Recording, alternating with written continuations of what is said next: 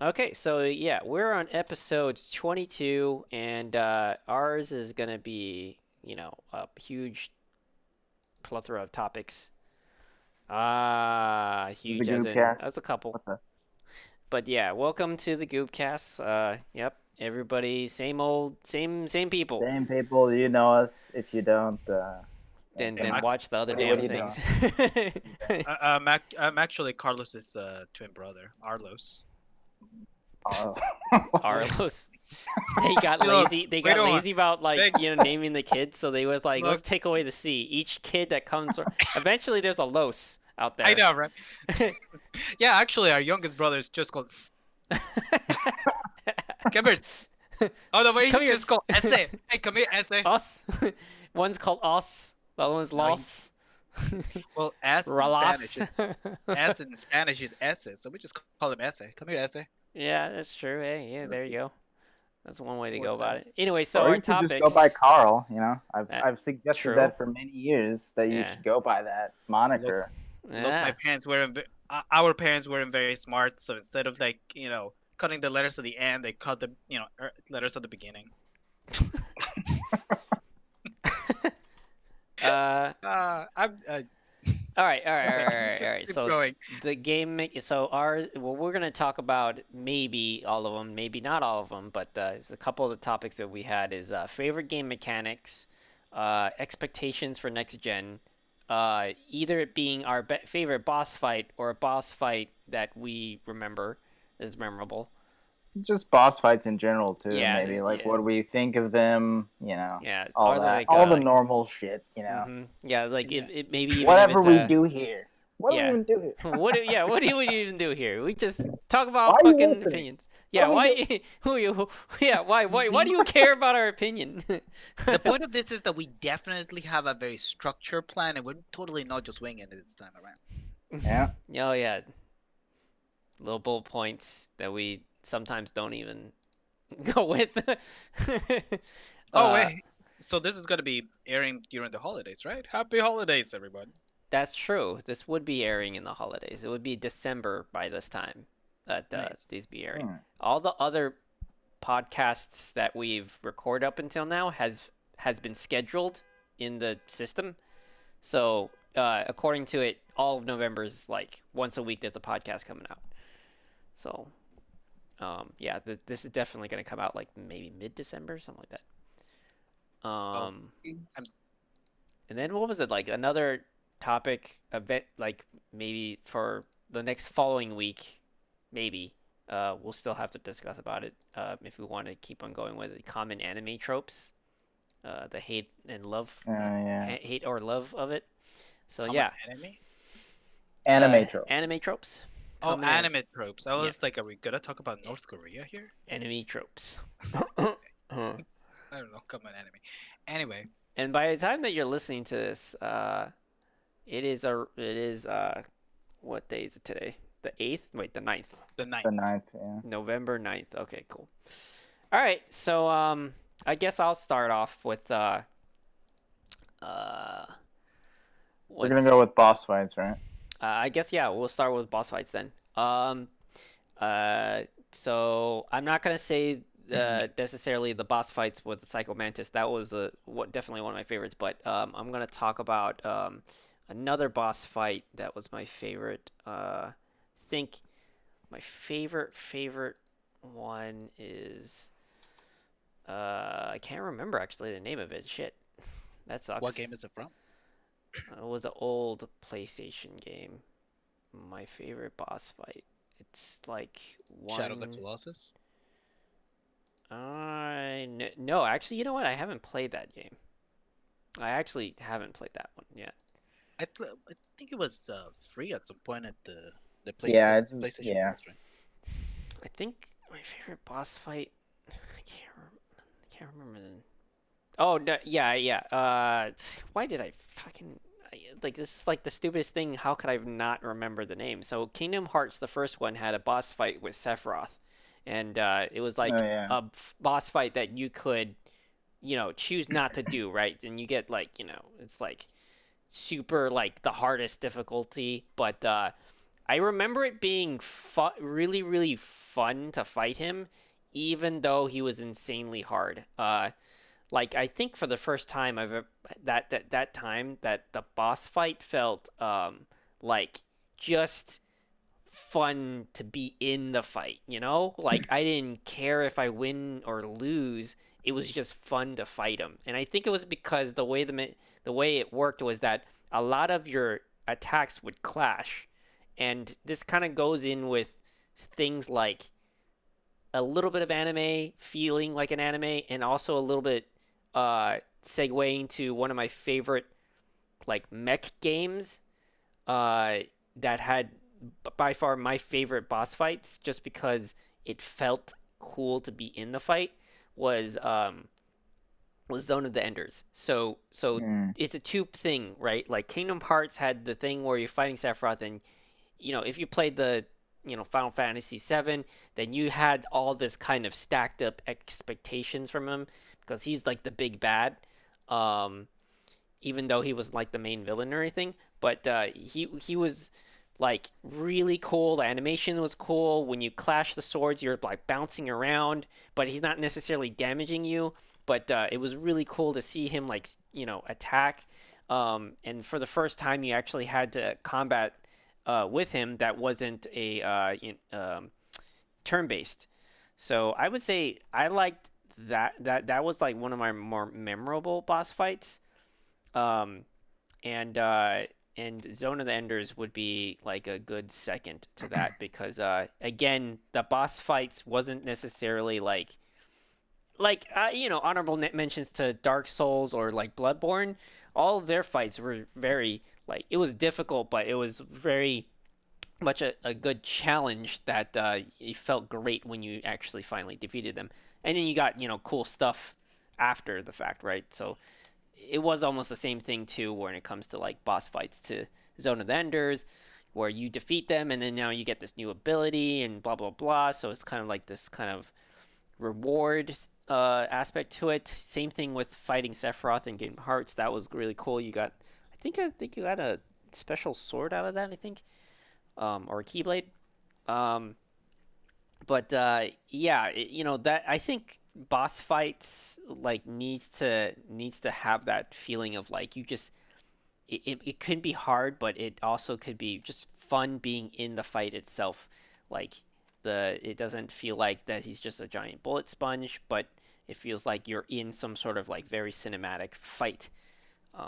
For me, it Hmm. was that anime kind of feeling where it's like you're having a duel with them, and it's just you and them having this one-to-one fight. Yeah, so I think that's would be good. Would be my favorites. Favorites, your favorites. Hmm. Yeah. Nice. Um, I'll go next because just before I forget, because I know that next week or after the episode ends, at some point in the shower, I'm gonna be like, God damn it, I should have said that one. But so while it's fresh in my mind and and my Alzheimer's doesn't kick in, I'm gonna start with one of my favorite games on PlayStation 4, which is Bloodborne. Um, and that would be like the fight against the creature called Ibrietas, the Mm. daughter of the cosmos, um, which it's a fight that you have to actually like go way out of your way to actually find them. She's like, um, talk, somewhere of like the other ass end of the game. There's no indication that you really actually have to go there to actually finish it. You don't really have to fight her at all, but and in fact to just enter the place you actually had to crash, you had to break through a window, and nowhere in the entire fucking game do you ever do that.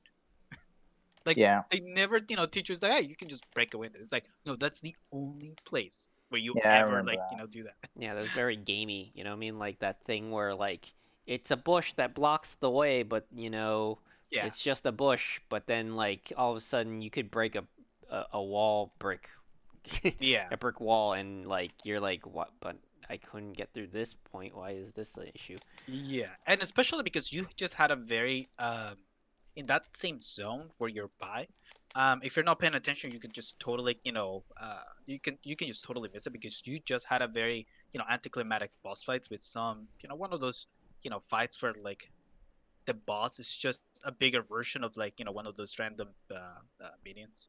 Hmm. Yeah, If you yeah, remember, yeah, Yeah. it was like one of those mushrooms guys. Yeah, yeah. I remember that. yeah. But I remember going into mushrooms. the, hey man, they're legal in DC now. Um, what's it DC? I think I don't so. know. Yeah, probably. Um, There is definitely a lot of states that approved a lot of. yeah, yeah. But I mean, Jeez. looking at that creature was just so great because I had due to Bloodborne, I had just gotten into a lot of that H.P. Lovecraft lore, and one of the cool things about like his stories is that um, the aliens that he describes are like these creatures that don't look like your typical gray gray man with with a big head. They are instead these creatures that don't have an anatomy that resembles human. Mhm. Um, they resemble more close to the related to like a plant, something that's that has a very like a very structural anatomy that's and body plan that's completely different from a human. So looking at that creature right there was just like the perfect representation of just that H.P. Lovecraft look, like something that looks Mm. so alien, so inhuman, but it's still recognizable as a living creature. Also, she was full of bullshit because those hitboxes, god damn it. But that's your Dark Souls experience in general. I think my other favorite boss fight, because I'm gonna steer away from the Dark Souls uh, catalog since I could just keep going on them. It's it's the final boss. Um, it's the final fight against Ganon in the Legend of Zelda, um, the Wind Waker. Mm. Oh Not yeah. yeah. It's not that he's particularly difficult. It's just so everything is just so cinematic. It's just so great. He's like this big guy who's philosophizing on on the futility of his enterprise, and he just sees everything. All this water falling down, the entire arena is just like the ocean crashing down on them, and it just really gives you this feeling of this tiny little good, fighting this, indomitable, big evil. Mm. Yeah, and the best part is just that whole part where where Link just dodges off to the side, jumps up over him, and just, stabs his head with the sword. It's just so fucking kick ass. Nice. If it, uh, good memories from that. Good memories from that. Wish I could think of another one, but if I can think of another one, I'll definitely go back to it. But Oh, somebody of else has course. something in mind. Go right ahead. Right, so where are we right now? I mean, we is it passing baton or it's like let's go back some. Yeah, What do you? yeah. If you have, Yeah, if you have something, you go for it. if you want to go D, you can go. All right.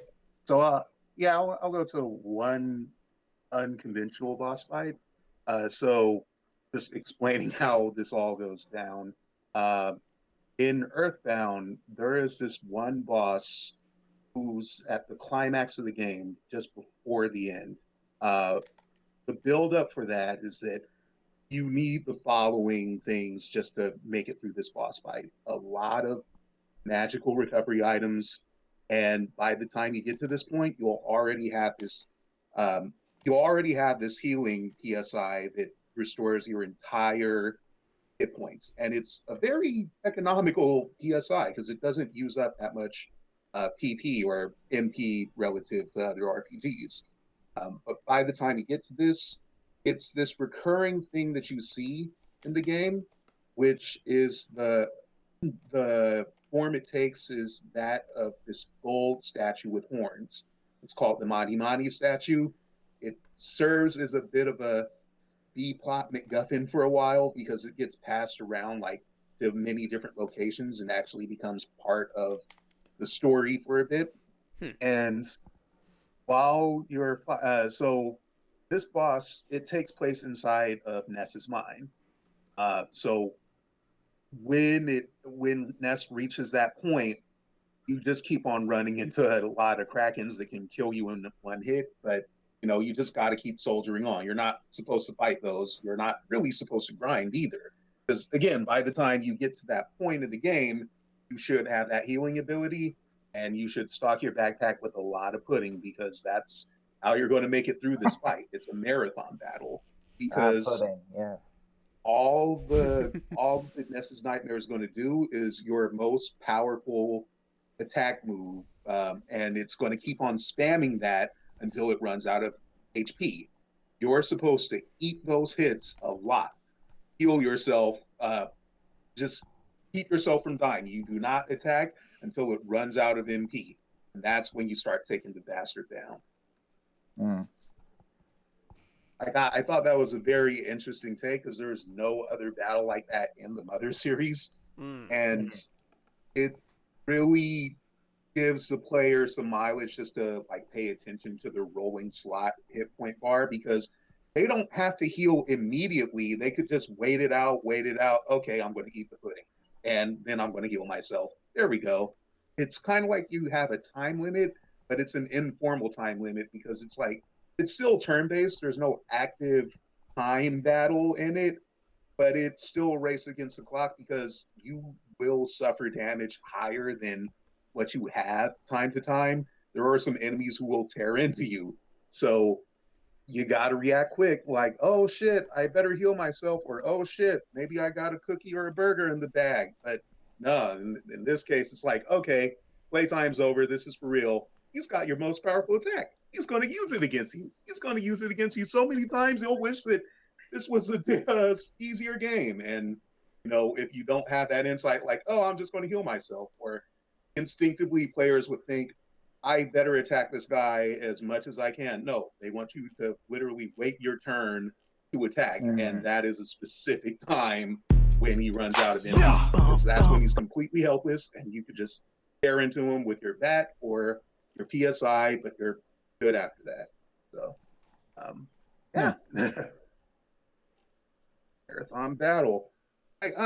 Conventionally, there's not a lot of boss fights I would think of as notable.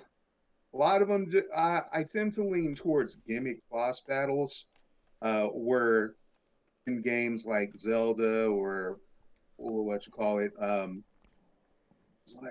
games like Zelda or Mario, or 3D Mario games, I should say, it's like some bosses are going to have a specific gimmick or a pattern, and then you just gotta memorize that pattern and get to it. It's like I always feel like that's a better boss experience for me because it just teaches the player just to learn like when their cue is and what their timing is. Some people might go for hit point sponges and some people might go like, oh, I want something so tough as nails that I want to test myself on combat and everything. And that's fine. It's just for me, I just personally like simplified boss battles time to time where I can just kind of figure out some kind of little exploit. So Zelda games can be like that for me. I think one of my favorite boss battles is damn, I keep forgetting the names. I'm not good with creatures from Zelda. I can memorize thousands of Pokemon names. Zelda boss names I can't fucking stick in. But it's the little desert lever like enemy. And it starts playing that freaking pan flute music. You guys remember that one? Like you crack its externals and then like you crack it on the head, you're supposed to expose its exoskeleton because it's molting. It's like I like that one You mean because A Link to the Past? Which game? no, I'm talking about Wind Waker. Wind Waker. Yeah. Oh yes, right. You mean the one that happens in the island with all the descendant of the Rudos, which are for some reason a fish race evolves into like Into evolves bird into like creatures. into bird Hey! creatures. Obviously, that's how evolution works. uh, but yeah, it's like this scorpion insect-like creature that's inside an active volcano, and yeah, that's pretty cool. Yeah. I just like that one mostly for the music, but the way that you crack uh, the way Kraken's molting exoskeleton is not necessarily what you think. You just gotta swing and drop something on it, and just I love the animation of that giant maze. He in general, Wind Waker just has great animations, but just the big giant, cartoonish thwack that he delivers on enemies. I used to love that thing.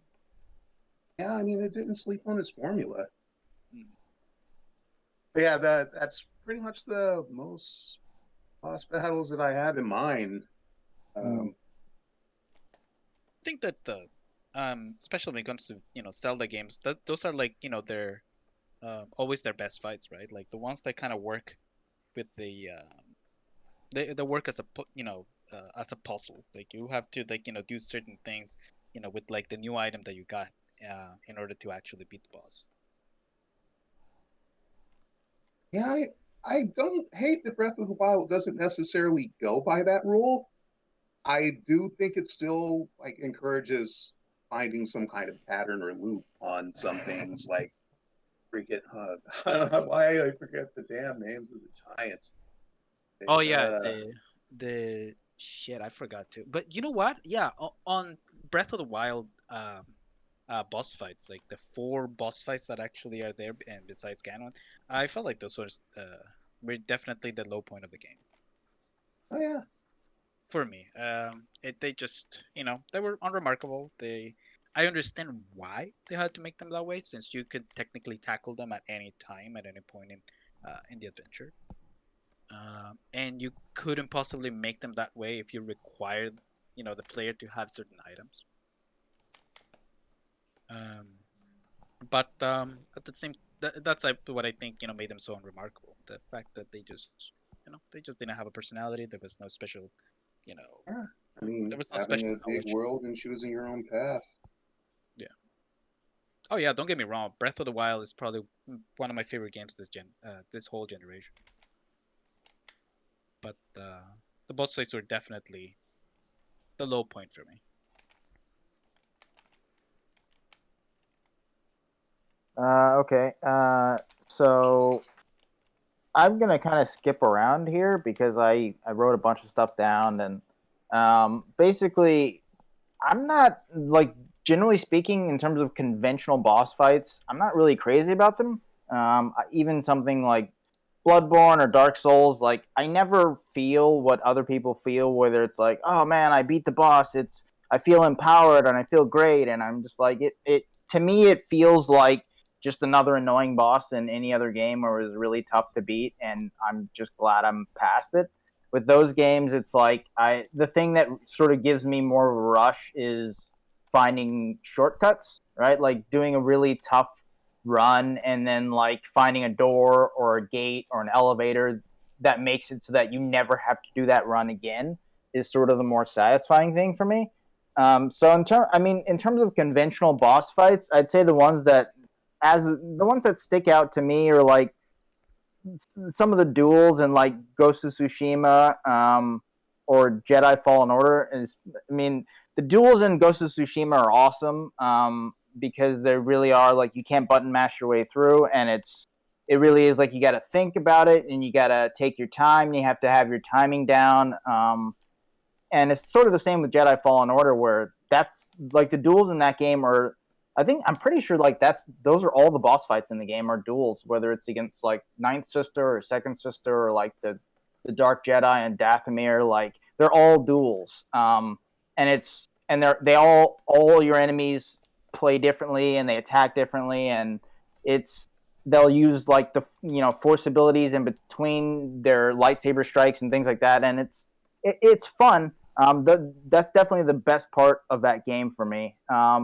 And then in terms of other conventional boss fights, I'd say probably my favorite conventional one as of late, maybe ever, is like we talked about it in the previous episode, was the Rat King boss from The Last of Us 2 that Abby fights when she goes back to the like epicenter of the quarantine, and it's just this amalgamation of like all these different clickers and like bloaters and all this shit just like glued together into this giant monstrosity that like even she is very afraid of.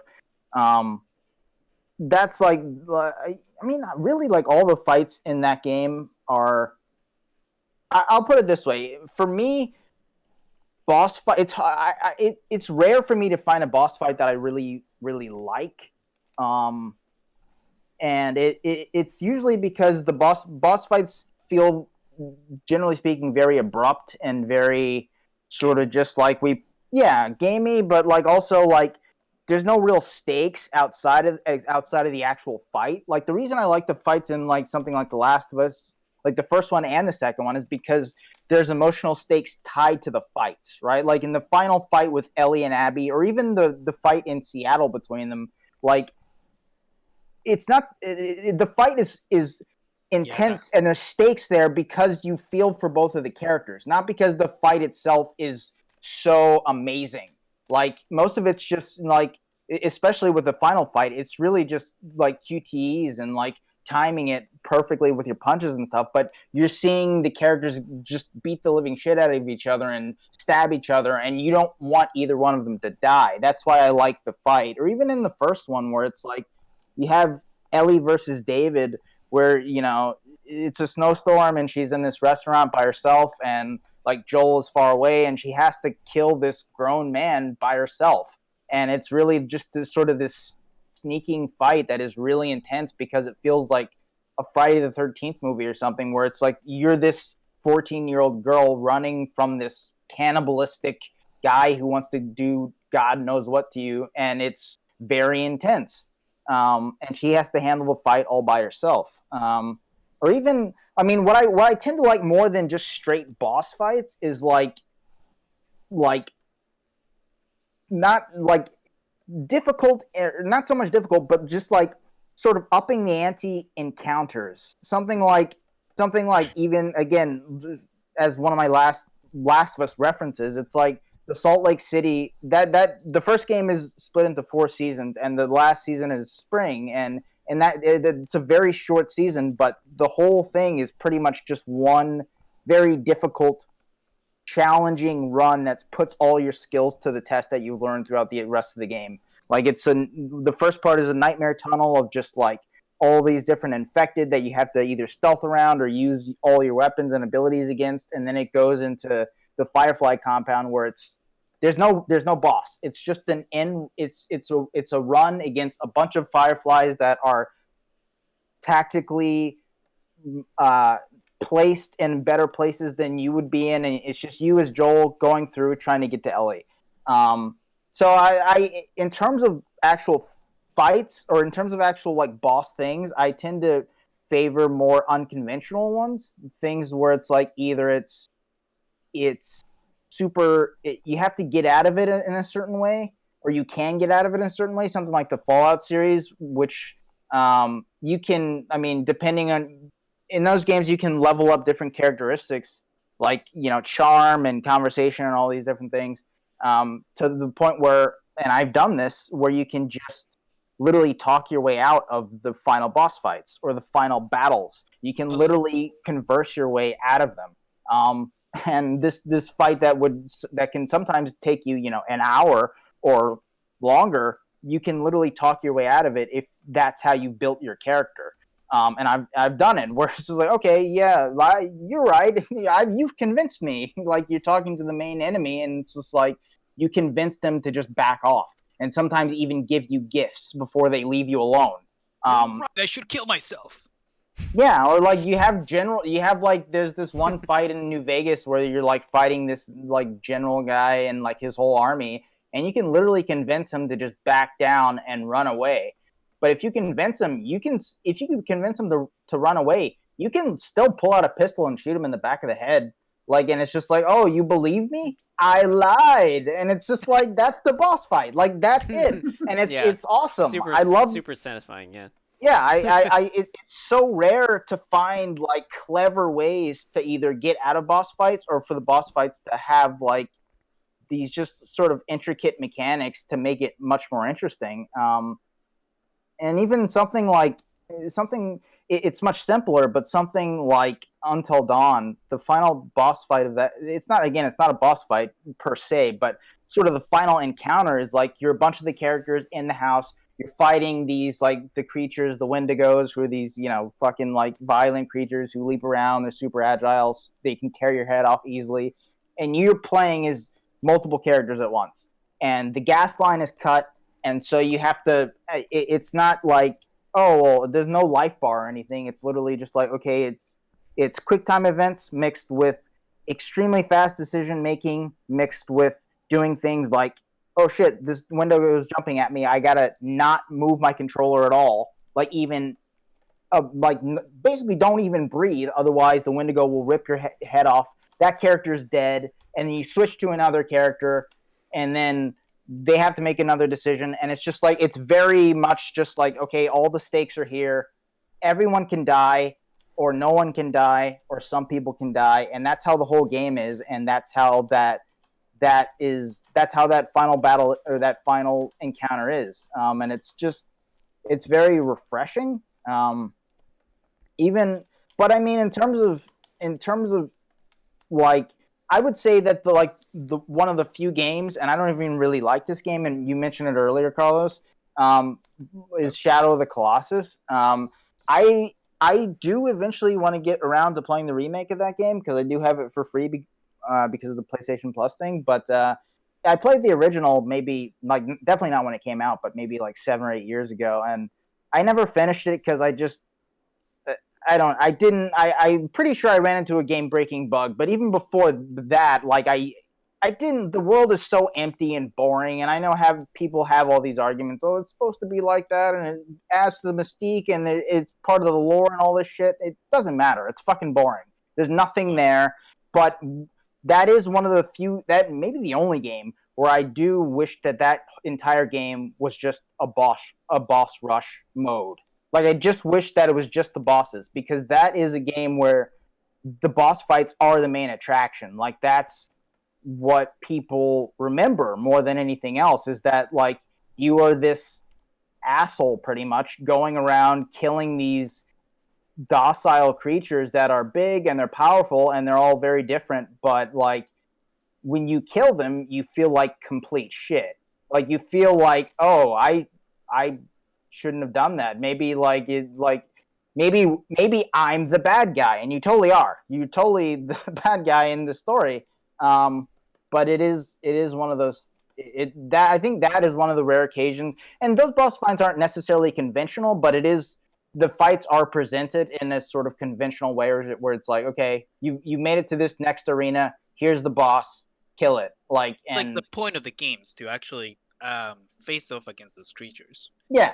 Yeah, That's the point of the game, exactly. And it's their big innovation too. The fact that those boss fights are less hack at these things for a long time, and more of like, here's a platforming puzzle, right. Solve it.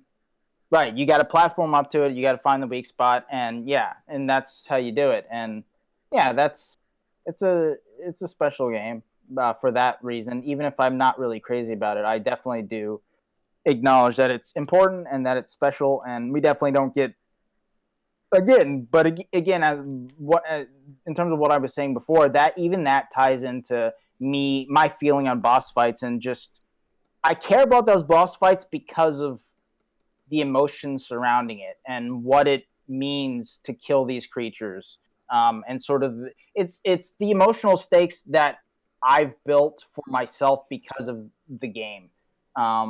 And those are sort of the fights that I tend to like more. Surprising and just the unconventional, and it's clever. Even something we were talking about it earlier off air is Control, which is a game I love, and that no spoilers for the boss fight, for the final boss fight, except to say there's no final boss fight. Like, it's just like, you're in this level, and it is, again, it is the culmination of everything it's all the skills you've gotten. You've used them for tens of hours at this point. Okay, now use them to get to this one point in this challenging level. Like, and that's it. There's no life bar. There's no giant beast or figure that you have to fight. There's boss fights in other parts of the game, but I remember when I played that final encounter, I was just like, this is really refreshing. That it's just like there's not some big monster or big bad that I gotta take out just because it's the end of the game. Like, so it's, yeah, that's definitely the way I feel about boss fights. It's very hard to get them right.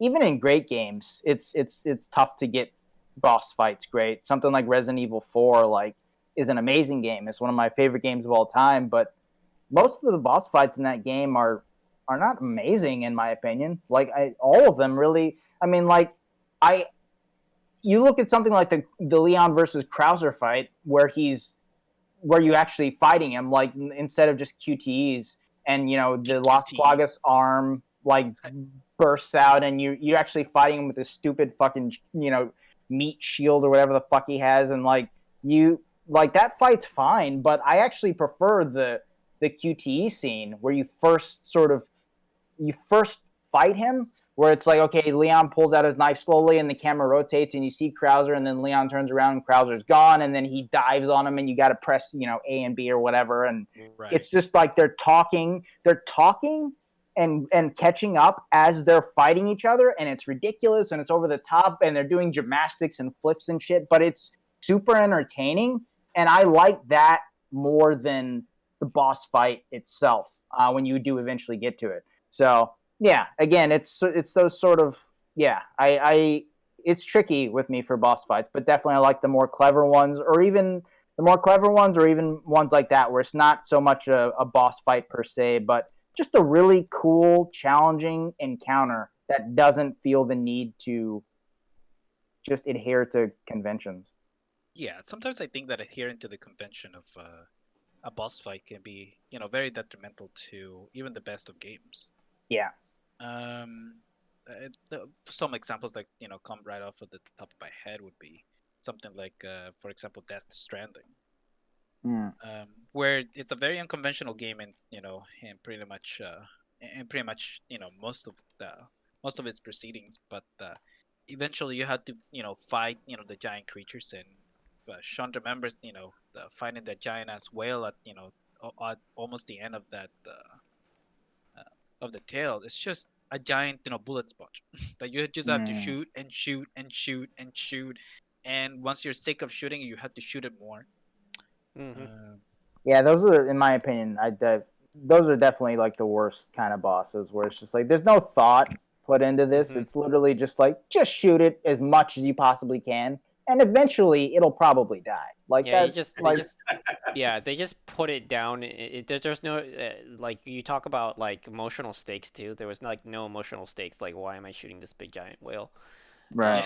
There's a difference between say there was this fight between you and one of the villain characters in the game, but you're having a dialogue with him. So there was even though it was a super simple game, and I felt that as everything that built up to that point, you're teaching me to throw suitcases at him. Oh yeah, I thought that you were talking about that. It's so ridiculous. Yeah, it was ridiculous, and I'm like, okay, well, this was better than shooting a whale. I'll give it that, because at the very least, I had knew that he was the big one of the big bads, or he was in cahoots with one of the big bags. Basically, there was an actual story that led up to you fighting him, and that was more worth it than just putting in an obstacle that doesn't build the story. Or even if the game didn't have a story, there's some games where they'll have boss fights with no story aspect to it, but at the very least the boss fight was entertaining. You're probably getting a satisfaction on just trying to figure out how to beat the boss, and then when you finally beat the boss, then you're just satisfied that, dang, I figured it out, or dang, I got through that. Or even maybe not even that either. There's parts where it's the Mega Man effect, where you beat him and now you've gotten his weapon, because now his weapon is really awesome, and you get to play with this whole new set of weaponry or mechanic, So yeah, I agree that the emotional stakes need to be there if there's like an aspect of the story that needs to be there. But if there's no emotional aspect to it, then the fucking fight needs to be entertaining. Like you can't Yeah. just give me a bullet sponge or just a fucking random just out of the blue. You're just gonna stick another boss just to stretch the gameplay out. You know? That's Right. like where I feel like where the thought process of putting it there was just like I don't know what to fill it in. Like that's what they really are saying. I don't know what to Mhm. fill it in, so I'm just gonna fucking put this boss fight just to fill time, which is Right. horrible. Yeah. Felt like, for example, with like Mass Effect 2, Mm, that hmm. suicide mission was fantastic all throughout. But once you fight the last boss fight, it's just a giant Terminator. It's like, oh, okay, just gonna shoot it until it's dead. It's like You you keep just had shooting this. it. Yeah, if Interesting. you were stupid like me and you ended up getting two people killed, sorry Miranda and who else? I don't know, somebody else. Um, like you just get to the boss fight, you finish it, and it's like, oh, okay, fine. This is the part where where I get out. But the boss fight was just so um to me was the one thing that I remember about that boss fight is just how unremarkable it was. Mm, Mm. Um, and I remember that one of the biggest criticisms of Mass Effect 3 was that there was no boss fight at the end, which is something that I definitely disagree with. Mm. I think that you know that game was more about um, its cinematic and its interactive storytelling aspect more than just this shooting. So Yeah. yeah, unless you want to right. consider Right. yeah, unless you want to consider Marauder Shields as the last boss, there was no boss fight in it. It was fine. Well, So what I will say about Mass Effect 3, and I really love that game from start to finish. But like there, the one thing where I do kind of wish there was more of a boss fight was when Harbinger gets to Earth, and Harbinger, for those who don't know, is like one of the lead like Reapers that like we heard about through like the first three games. Like we heard about this Reaper forever, and then he gets there or it gets there, and like you just kind of run past it into the beam that takes you to the Citadel, and then you never see it again. And it's like, well, why that does he was leave? yeah, it was like, well, that was anticlimactic. What was the point? And we didn't necessarily, whether it's a boss fight or just some sort of exchange with the thing, like we just didn't get anything Mm. from that. It doesn't I even was I necessarily have to be a boss fight. Maybe Yeah, it at was that point, it sounds like more like why didn't I just have a moment to yeah, like anything, satisfy any that sort of moment? exchange, any sort of Yeah. talking, conversation, something. But yeah, it was very odd. There Um, was a lack of a main antagonist, despite the fact that the Reaper, despite the fact that the storytelling is pretty much well done throughout most of the thing. There's still a pretty big lack of like a main antagonist. Yeah, the Uh, first one had somebody that was taken over, which was an interesting concept that the guy is like the same yeah, as Shepard in Sovereign. right. That's yeah. his name, Sovereign. Yeah, so it made sense that that they should have had like something equivalent to that in the next one. I mean, we know that they're capable of doing that again to somebody else, but I guess they just didn't go with that anymore. Like, oh, let's just make it that the villain is the very Reapers that we're going after. But then they didn't give them like a character. Like, it just became a big bad, but we didn't have like a personality to stick it with, which is Mm. what you're I assume that's what you're trying to say is like there was no personality like aspect to the Reaper. Well, yeah, at least to that one, yeah, at least to Harbinger for sure. Yeah, there was just we didn't see really anything from it. I think honestly like most of the like quote unquote villains or bosses I would say villains just in general in Mass Effect 1 and 2 or 1 wait 2 and 3 weren't even like main villains like the my favorite ones were like the ones that didn't had no consequence to the main story.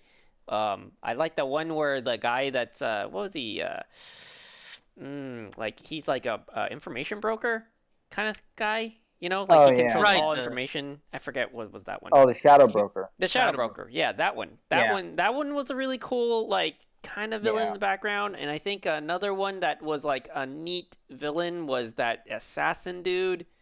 Sorta. I Oh mean, he yeah, in wasn't. 3. He's, Yeah, yeah. He wasn't like. I he's a wouldn't say fucking he has. dork. He wasn't like. He's, He he's wasn't like like. wearing his stupid, black shades and indoors. Like, what kind of dork are you? Get out of here. I'm cool. Yeah. Yeah.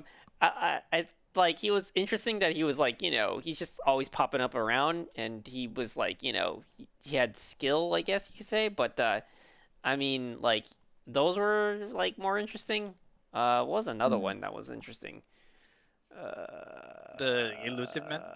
I think so. Yeah, the elusive man. That he was definitely Who's your probably. antagonist, and you never really fight him unless you consider, sparring words with him at the end of Mass Effect Yeah, 3, like pretty much. which is interesting anyway. But Well, yeah, I mean, he wasn't a fighter anyway, though.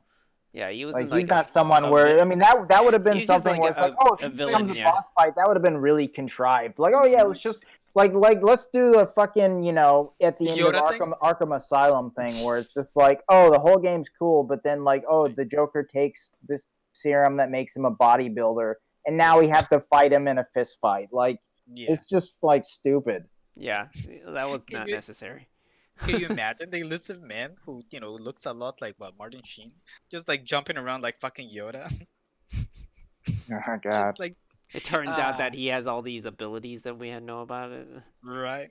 It's like I've been taking 7 years of yoga. I can do this. Uh, it's you don't necessarily need a boss fight, or some boss fights in really great games can be just very, or last boss fights in really great games can be very too conventional and just kind of end up becoming anticlimactic, like BioShock, one of the most seminal games in that generation, just had a pretty unremarkable Yeah. final boss fight. Yeah, that boss fight with Fontaine at the end is like notoriously bad. Like people like, I love that game, and a lot of people love that game, but like, it's no secret that nobody likes that last boss fight. It's just not only is it just contrived, but it's just so out of place with the way that the rest of the game works and feels. Yeah. It's just like it's just a straight okay, just shoot him. Okay, he's going over the tubes. Okay, shoot those. Okay, like it's and he's literally just he becomes this just giant muscle bound thug, and it's like this was your plan like the whole time, right? like was to Mhm. become this. That's it. Because he Yeah, was like it's odd. he's this like super smart guy, or seemingly this whole time as he's fooling you into thinking that he's a citizen of Rapture and that he has this that you're helping him while slowly slipping in the classic "would you kindly" thing that's actually giving you commands to do Oh, God. everything he wants, and then it just ends with this just bullshit fight. Like it's just I mean that is exemplary of like the way to not do a boss fight in game. Like It's the trap. that's the way to not do it. It really is the trap. I think I feel like boss fights is the same as how you have a hard time trying to write an ending to to a really good series or like a really good movie. Like you just don't know how to end it. And I feel like boss fights can be that same problem where it's like it's supposed to be kind of like the thing that you learn throughout the entire time, and it's everything you learned up until that point is preparing you for this big, epic thing. And nowadays with the stories, like it stacks up even more. Now there's like emotional stakes, like you mentioned earlier. That now it's like it can be even more disappointing. Unfortunately. I mean, yeah, it's just that the element of a boss fight is it's so fundamentally a gamer, gaming thing, it's a right? very gaming thing, and that's the thing that I wanted to like see if anybody had any thoughts on was like, can we just not have that, right? Like, do we even need boss fights anymore? Is it like something that it's kind of such a gamey thing that maybe it holds games back? It's a mechanic that do we even necessarily need? I mean, I think they have a place for sure. Definitely not in every game, but I think it's sort of. I think it part of it definitely is like, okay, does our game need boss fights, or does it need this final boss fight or not, and then sort of going from there. But it's also sort of what I was talking about before, where it's like sort of coming up with, and there's a lot of aspects to this in terms of the development process, and it's often rushed at the end and all that, but sort of just focusing on the main thing of like, okay, are boss fights an outdated mechanic, or do we like them, or should they go away, or whatever. I think it's sort of what I was saying before. For me, is that I they ultimately I don't think they should go away, but I think that it should be, They have their place. if you are gonna put them in your game, there needs to be thought put into them, and there needs to be some inventiveness there, like the ones I was talking about, where it's like, okay, New Vegas, you can talk your way out because that's a mechanic you can do, but you can also, it doesn't have to go that way. You can do a straight fight as well, or you can go somewhere in between where you're stealthing through if you've built your character like that. Like, I feel like more and more games these days, one of the selling features of a lot of these games is like, okay, you can come at this one situation in multiple ways, right? You can come at this situation either stealthily and do it a certain way, or you can come in just guns a blazing, or you can do a mix of the two. And I feel like boss fights could kind of be that, where it's like you can come at this in multiple ways. Like, you can fight it, you cannot fight it, you can do it sort of however you want. And that might make it maybe more fulfilling. Certainly more than something just like a bullet sponge, or even something where it's like in Borderlands, where the whole thing you do is shoot. But the reason that they add at least a little more texture to the fights by like having it so like, okay, well, there's a gold shield, and then there's a blue shield, and then there's like the health bar. And it's like when you go into the game, you don't necessarily know what that means. But then as you're playing around with the weapons and you're learning the weapons, you're like, okay, like caustic weapons take down the gold shield. Okay. But then you use them against the blue shield and they don't work as well. Oh, well, so maybe I need an electric weapon or something else for that. And then once you get down to the red health, then you can kind of just use whatever as long as it's powerful enough to kill them. Even that, I think, is more textured and at least slightly more nuanced than most of the boss fights. Like, out of something like Division or something, where you're just like, okay, these are just bullet sponges, or Destiny, where it's just like, okay, just shoot at any random direction, because this room-sized boss is like just a fucking bullet sponge, and that's it. Like, that's all you're gonna do. There's no thought put into it. Let's just shoot at it. So for me, I would say pick and choose. Like, if the boss fight needs to be in your game, put it in there. But if you're gonna put it in, definitely put some thought into it. Definitely give players some options in terms of the ways they want to approach it. Yeah. For example, in a Mario game, instead of like having to jump on Bowser, Mario could just, hand them a poison mushroom, and next thing you know, Bowser's just like puking his guts out, like, "Ugh, what did you do to me? I mean, Mario, that'd be pretty funny. I'm a murderer." Be pretty Or funny. Oh my god. Whichever one. What's that? Yeah, moving along. But yeah, moving on. Yeah, it's definitely the thing where, like, some narrative games don't need a boss fight, and can definitely just be it can be detrimental to them. But other games where, like, the antagonist, it's the or multiple antagonists um are the highlight of the games. Yeah, Yeah, they definitely yeah, definitely does depend on like what kind of game we're talking about. So like, for instance, like games where like the loot that you get from it is like more important than the story that kind of builds up to it. Or maybe like there's some games where like the boss fight is there only because like it's meant to teach you something different, like to kind of throw you off from what you learned. So there is games like that will do something interesting with the boss fights. Um, But yeah, I think that yeah, you're right. It does depend on the type of game that it is. Yeah. I mean, you were talking about the Mega Man mechanic before, and that's one of those things where I mean, those games are decades old, and it's Hmm. kind of amazing that we haven't necessarily like most games haven't learned how to do it. Haven't reused that mechanic very much. Like there are Mm. very few games where it's like, okay, you're gonna beat this boss, and then this boss is gonna give you a certain tool or weapon, and you can Hmm. this tool can be used against another boss. But if you don't get the tool, like if you get it out of sequence, then that other boss is either going to be way harder to fight or it's going to be impossible to fight. Hmm. And that is a really great mechanic that has just been. I'm kind of surprised that it hasn't been used more in games. Like the one that comes to mind, and we've talked about this I think on the show before, is Batman Arkham Origins, and that uses the Mega Man formula where you're beating different villains and you're getting their tools and you're adding them to Batman's arsenal and you're using them against bosses going forward, and that's really cool. And that's unfortunately a game that most people slept on.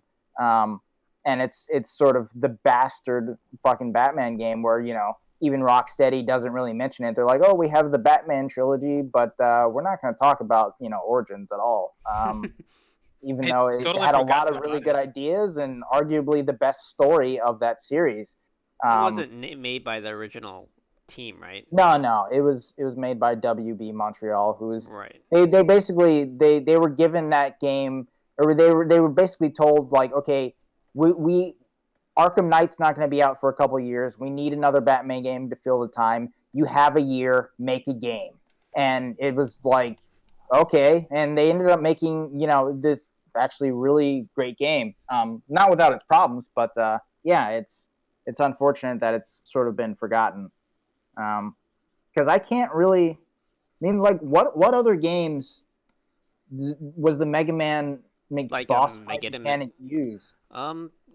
There's some that kind of use it, but not specifically like where it's like, oh, you just got a tool to use a weakness to another, and then you Right. choose like the format of which you are fighting bosses. Um, I think actually, what's the irony? I'm gonna name some Capcom games that actually kind of does it. It's kind of Sure. ironic, but Devil May Cry kind of does it, where it's not necessarily you're getting it because it's a weakness for the next, but it's definitely it adds to your arsenal of choices for the next Mm, bigger fight. And it's always about like trying to get that next combination and how like blisteringly hard it is to just kind of keep the combo going. And then even when mm. you have a fight with the boss fight, it's like this kind of push and pull of do you get the combo or do you, just beat the boss? Um, Right. and then and then another Capcom game would be, which is pretty much just boss fights all the time, is Monster Hunter, where like if you get the element of like the weapons that you get from one boss, and then you can use that potentially, or the armor set potentially, to protect yourself and defeat the other one. So I'll tell you one specific one that's really hard in Monster Hunter where there's a kind of like this kind of unicorn like beast that has electricity and it will stun lock you like if you don't have the protection set, like if you don't have that armor set Mm, for protecting yourself against a very specific attack that will stun lock you in place and you are dead, like, and it's punishing. And I think that's like really one of the things, but it took it to a different level than Mega Man, where as Mega Man is like you got the a weapon to defeat the boss easier, whereas Monster Hunter does it where it's like it's twofold, where you get the weapon, but also you have to collect the armor to protect yourself. So you're actually doing two things, where you have to defeat other bosses, collect the weapon that counters the one that you need to go for, and then at the same time you need to get the armor from a different boss, completely mhm. different boss, to then have enough defense to fight the monster. And then of course you have to choose, you choose who you get to fight and what level and blah blah blah blah.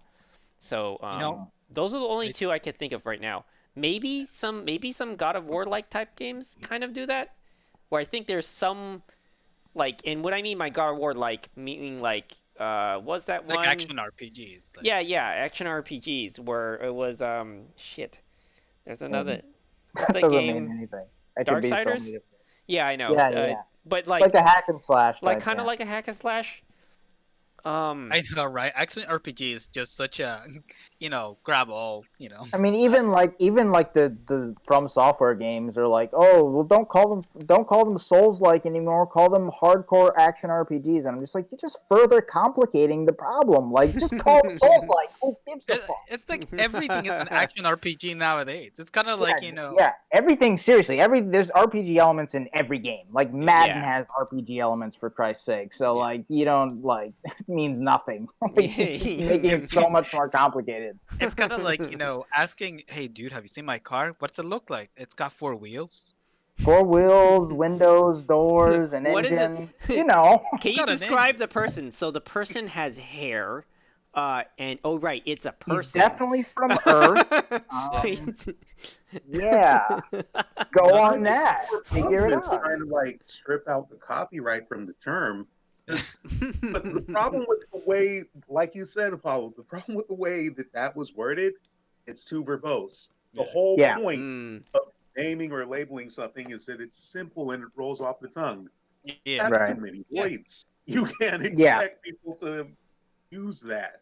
Yeah. Hardcore action RPGs. What describes hardcore? Because that can be Star Exactly. Ocean games with their Exactly. hidden bosses. Mm. And that's a whole nother can of worms. Exactly. We should definitely tackle that. Those kind of like, weirdly named, subgenres like Metroidvanias. I was just gonna say that. Yeah. That's See, for at least sure. the strict copyright term for that is easier to hold because Yeah. Japanese players would call those exploration platformers. That's not too much of a stretch. Kind of like saying action adventure. Like at least you get an idea of what exploration platformer means. Mm. Yeah. But does anybody really call them exploration? And I mean, and what do you mean by exploration? Like, Like exploration being that the progress gets like the way you progress is based on what you acquire, where some What you glitches might be yeah, cordoned what off you and explore. may need a specific item to get through. Like let's say for example, a fountain of blood that leads to somewhere, but you don't know where to go, and it turns out you need a blood drinking ability to Right. progress through that area. No one would have figured that out, but I'm just making stuff up. Bloodstain. But what was it's it? running out of batteries. Goddamn. Darksiders. I Sorry. think that's the one I was thinking about. Darksiders does Yeah. something similar to that too, where you acquired another weapon that like maybe it doesn't like defeat the boss, but it like unlocks the next area. Yeah. Sometimes it's like that. I really think that Monster Hunter should move. It should have a Pokemon crossover. You just go around, catching Pokemon, Killing just the carving them Pokemon. up. Yeah. Poaching You them. make- Can you skidding fucking A Pikachu? Pikachu. You're just like in a cap. Oh Pikachu my hat. lord! Can you imagine like chasing after Mr. Mime? They like rush him and he's like whoa, he speaks, and then they're like rushing him and like slapping him with the sword and stuff. You had to I've use a seen special fan art bait. where people said, "What if Pokemon was crossover with Monster Hunter?" Sure, I'm sure. I'm Yeah. sure there is something like that. Yeah. Where you have to use a special bait, and you just bring a bunch of children to catch Mr. Mimes. Oh God. How's Mr. Mime even a Pokemon? Like, he's just a mime. Like, he's just a dude.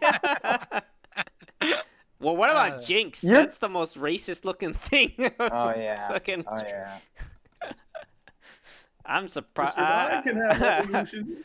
I was hoping that they would bring Jinx into the fucking film and then have. Can you imagine fucking Ryan Reynolds riffing on that, dude?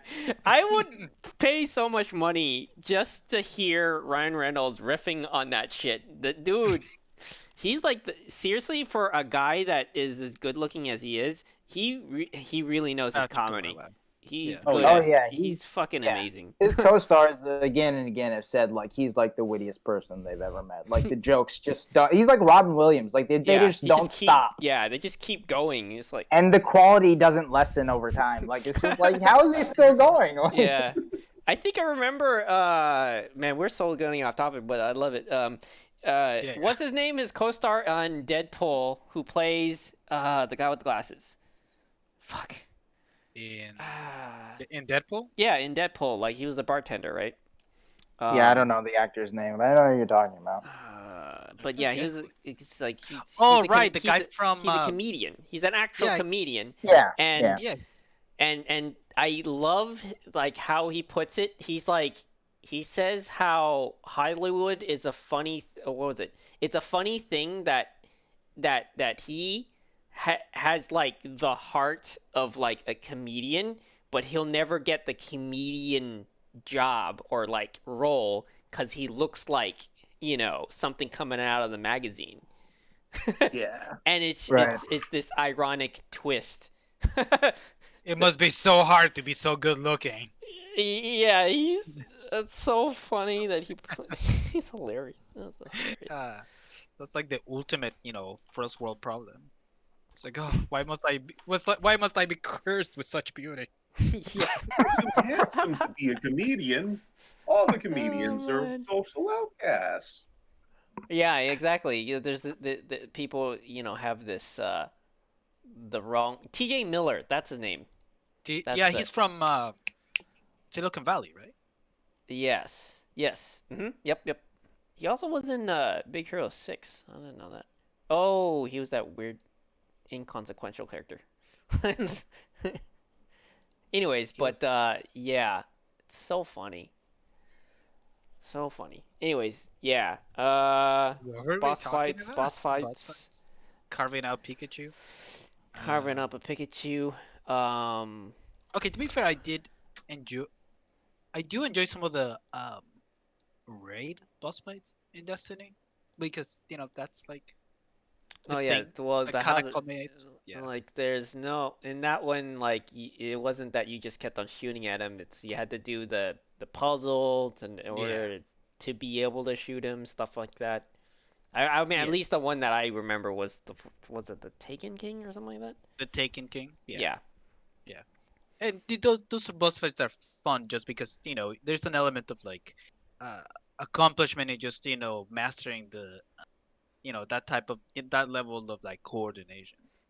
Right, Right. there's like an actual like instead of just you just shooting at it or you just attacking it, it's like there's an actual you have to cooperate with your team. Yeah. I think Yeah. that like raid boss fights like I feel like these days like that's another thing. That's like a whole nother type of Sure. boss, Like Yeah. it's not or it shouldn't be treated like a giant bullet sponge where you just all go to it and you just blah, blah, blah. Where I Yeah. feel like raid boss fights is like you have to be able to coordinate with a Yeah. team. It's like a Like whole that- nother thing, It's not Yeah. just a boss fight where you're just having a 1v1, you're trying to figure it out and you take them down. But raid boss is to me like that one's like I feel like it's hard to nail it just right in the sense that it's even harder than just a regular boss fight. Yeah. Cause like we played some raids before that were like you fight the boss and you're learning this new mechanic and it's just like why didn't I learn this before? Like why wasn't Yeah. none of this here to kind of give me an idea of what to expect?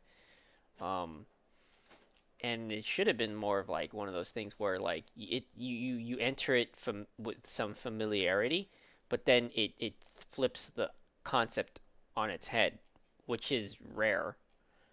Yeah. I think originally raid boss fights came from stuff like MMOs, Yeah. where it was more about the dungeon than it was about the boss. So you have to kind of coordinate the dungeon in order to defeat the boss, and then when you defeat the boss, you supposedly would get like you have unique loot that comes from it. So Yeah. But yeah, they're definitely more fun when they, like you said, they're hard to balance in some of the more modern games, because you want to have be able to put enough mechanics in there to keep everybody engaged, enough action for them to be you know to be constantly shooting or or fighting or whatever they had to be, but also not overwhelmed the player with with so many mechanics that they can't coordinate, and not make it so that you just have to be standing there without doing nothing, just like with your app with your thumb up your ass. Yeah, yeah, You know it's what? I mean, you know what tricky. series of has like maybe probably some of the best boss fights is Metal Gear. Like that series has amazing, like not always, but like generally speaking, amazing boss fights. Like something like MGS3, which is my favorite one, that has such a wide variety of boss fights, and the fights are always they're always based on the character. Like based on Right. who That you're has like a fighting, theme. they're gonna fight a different way, right? Like if you're like you learn about the Sorrow and like his relationship with the boss and stuff, and then you fight him, and his fight is so different from say the Fears, who like the Fear you're fighting him and he's basically the Predator where he's turning invisible and like you're fighting him in the jungle, but then the Sorrow is like okay, all the people you've killed and you're just Yeah, you walking like actually down meet this them. lake. Yeah, Yeah. that was really cool. Like you can actually identify the ones that you killed. And Yeah. by the way, see that's another thing. Like, see, I didn't want to bring up Metal Gear, but I'm, okay, I'm glad you Do brought it it. up. So like, Just do it. okay, okay, maybe it might be going back to being my favorite boss fights. But anyways, so. Sorrow, by the way, if you haven't played Metal Gear 3 Snake Eater, right, you can play it and most Metal Gears could do this too, where you play it passive, quote unquote, passively, where you don't kill Right. anybody and you knock everybody out. Guess what happens when you go to Sorrow? If you don't nobody there. kill anybody the entire game, no one shows up in that scene except for maybe Yeah. like inconsequential ones that you didn't really kill. Right. Or was in a cutscene or something, you actually can make it so that you don't have anybody to fight there in that scene. And it tracks so well with the fucking story. And Yeah. it makes the replay value even better because now you're like, again, approaching a boss fight in a way that you never would have thought, right? It turns it on its head. And that's such a beautiful thing. Now, Or even another classic one in MGS3 as well, The End. Right? Yes, that fucking one- amazing. that one One was of the best fucking awesome. boss fights ever Yes. because you can tackle that in so many different ways. You can literally kill him before the fight even starts when he's in the wheelchair. Yeah. Like you don't even, or you can snipe, and when the actual battle starts, you can just straight snipe him with a Dragunov or something and do a sniper fight. Or you can use the PlayStation clock and just wait him out, and he'll just die. He'll just die there's over so time. many But you different ways just like to kill dies him. of old age. Yep. Yeah, No, yeah, he really it's does. amazing. That's Like, an it's so actual thing you inventive. can do. Yeah. So inventive, man. Yeah. It's ridiculous. It's so like fucking Kojima, man. Man, he- I really wish they'd master or remade those games, because I honestly never played the third one. Yeah, the third one's my favorite. And it's again, fantastic. you have the emotional stakes there too, right? With Big Mhm. Boss and the boss, and that final fight is incredible as well. Yeah, And it's just- that was a really good final fight, and it wasn't even like I think honestly like as much Metal Gear 4 had like it was kind of cool with like between Revolver and him and stuff like that, but I honestly think Right. that it just dragged on too long versus say Snake Eater. Snake Eater. That one was decent because that one was like there was definitely like you had that one fight and then that's it. Like it didn't just kept on going right. or like you didn't have a scene where like, I remember like in Metal Gear 4 where he's like going through the microwave fucking hallway yeah. and he's like Yeah. dying and stuff like that. Yeah, It's just like it's like how much more punishment can a human person take? yeah. I How mean, much more ass can I look at? It is a lot of the way- ass. Yeah. Yeah. You just A look lot at of his very hilarious. muscular microwaved ass in that scene. it was ridiculous. It was like, come on. And then it's Yeah. like it's almost that it almost plays in these like ridiculous, like even movies do this too, where the main boss, like, okay, we're gonna have a fist fight, but the guy just went through hundreds of his minions. He ain't fresh, dude. Like Right.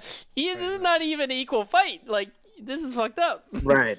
Why are you still fighting him? Like, the guy's like on his last legs. This is fucking stupid. Like, and then you still get beaten by him. Like, how? Right. Isn't when he's when snakes go, it's walking them. I mean, they're crawling through that microwave hole. Isn't that when Raiden is also pretty much getting himself fucking destroyed, but also killing a whole bunch of guys. Yes. It's like getting In his the split screen. like, yeah. You can't see everything once, so you gotta play it again just to read. Just to see to them see both. everything. Oh my Yeah. god. Yeah, no, but I just love that because it kind of Raiden kind of reminds Can me I of that. point out that, like, people bitching about Raiden in Metal Gear Solid 2, but then now that we have him in 4, like, I want to play him. Like, I don't Right. want to... Because he's, like so robot, badass the now. robot now. Yeah. yeah. Who, like break dances Yeah. and He breakdance. Yeah, he's breakdance. breakdancing, killing people like that. Oh my god. that game. I mean, MGS4 is a hell of a It's game, fan- but not it's necessarily fan for the service. right man. reasons. You Like should Yeah. just I mean, you should Raiden just just tell them. being just hit by a fucking boat is my favorite one. Where he's just like hit by a ship, he survives, and I'm just It like, was so he's bizarre. fine. Like nothing's he's totally fine. It's like, oh man. Yeah, Or when they, seriously, Metal what's Gear the best Solid. way to get us on this boat? Hey, let's just shoot us out of a cannon onto the boat. Yeah, what? like who? Like, Why was this an idea? there's got to be a better way. Like, surely you're the military. Like, there's got to be a better way to put these people onto the boat. It was Just so putting funny. them right into cannons and just shooting them out. It's just like, oh man. You know, like, I feel like when he was making that one, he really was like, I'm done. Like, stop yeah. making me Yeah. do this. You know, like, no one would wanted to make the final one, and then like, Yeah. I guess like the only reason why he did 5 was that they funded him to make his own engine. You know. Mhm. And I mean, to some degree, it's not even his own engine anymore. You know, it's fucking Konami's. But I feel like that he only did 5 because he wanted to do things that would build towards something else, Mhm. like he was experimenting with. So, Ironically, that's the game that was never even finished. Like, it's not even a Right. complete game. Rest oh yeah, that's rest right. in peace, PT. Well, no, we're talking Metal Gear 5 wasn't even finished. Did you know that? Oh, you're right. Like That's there's a true. whole There's, whole like, a thing where whole you go to fucking the section that island they- and like you yeah. actually see Liquid again because he rides off in the Metal Gear. Yeah, And like that's the last time you see him, and that's it. Like like yeah. There was like there was actually a proper ending. yeah, Yeah. it Oh, was I like see. a uncut part to it where they showed you all the previs to it to show you like what was going on with the story Yeah. and how Yeah, it 'cause- connected. Yeah, because Liquid is that is the little shit that you have to fight Yeah. at some point.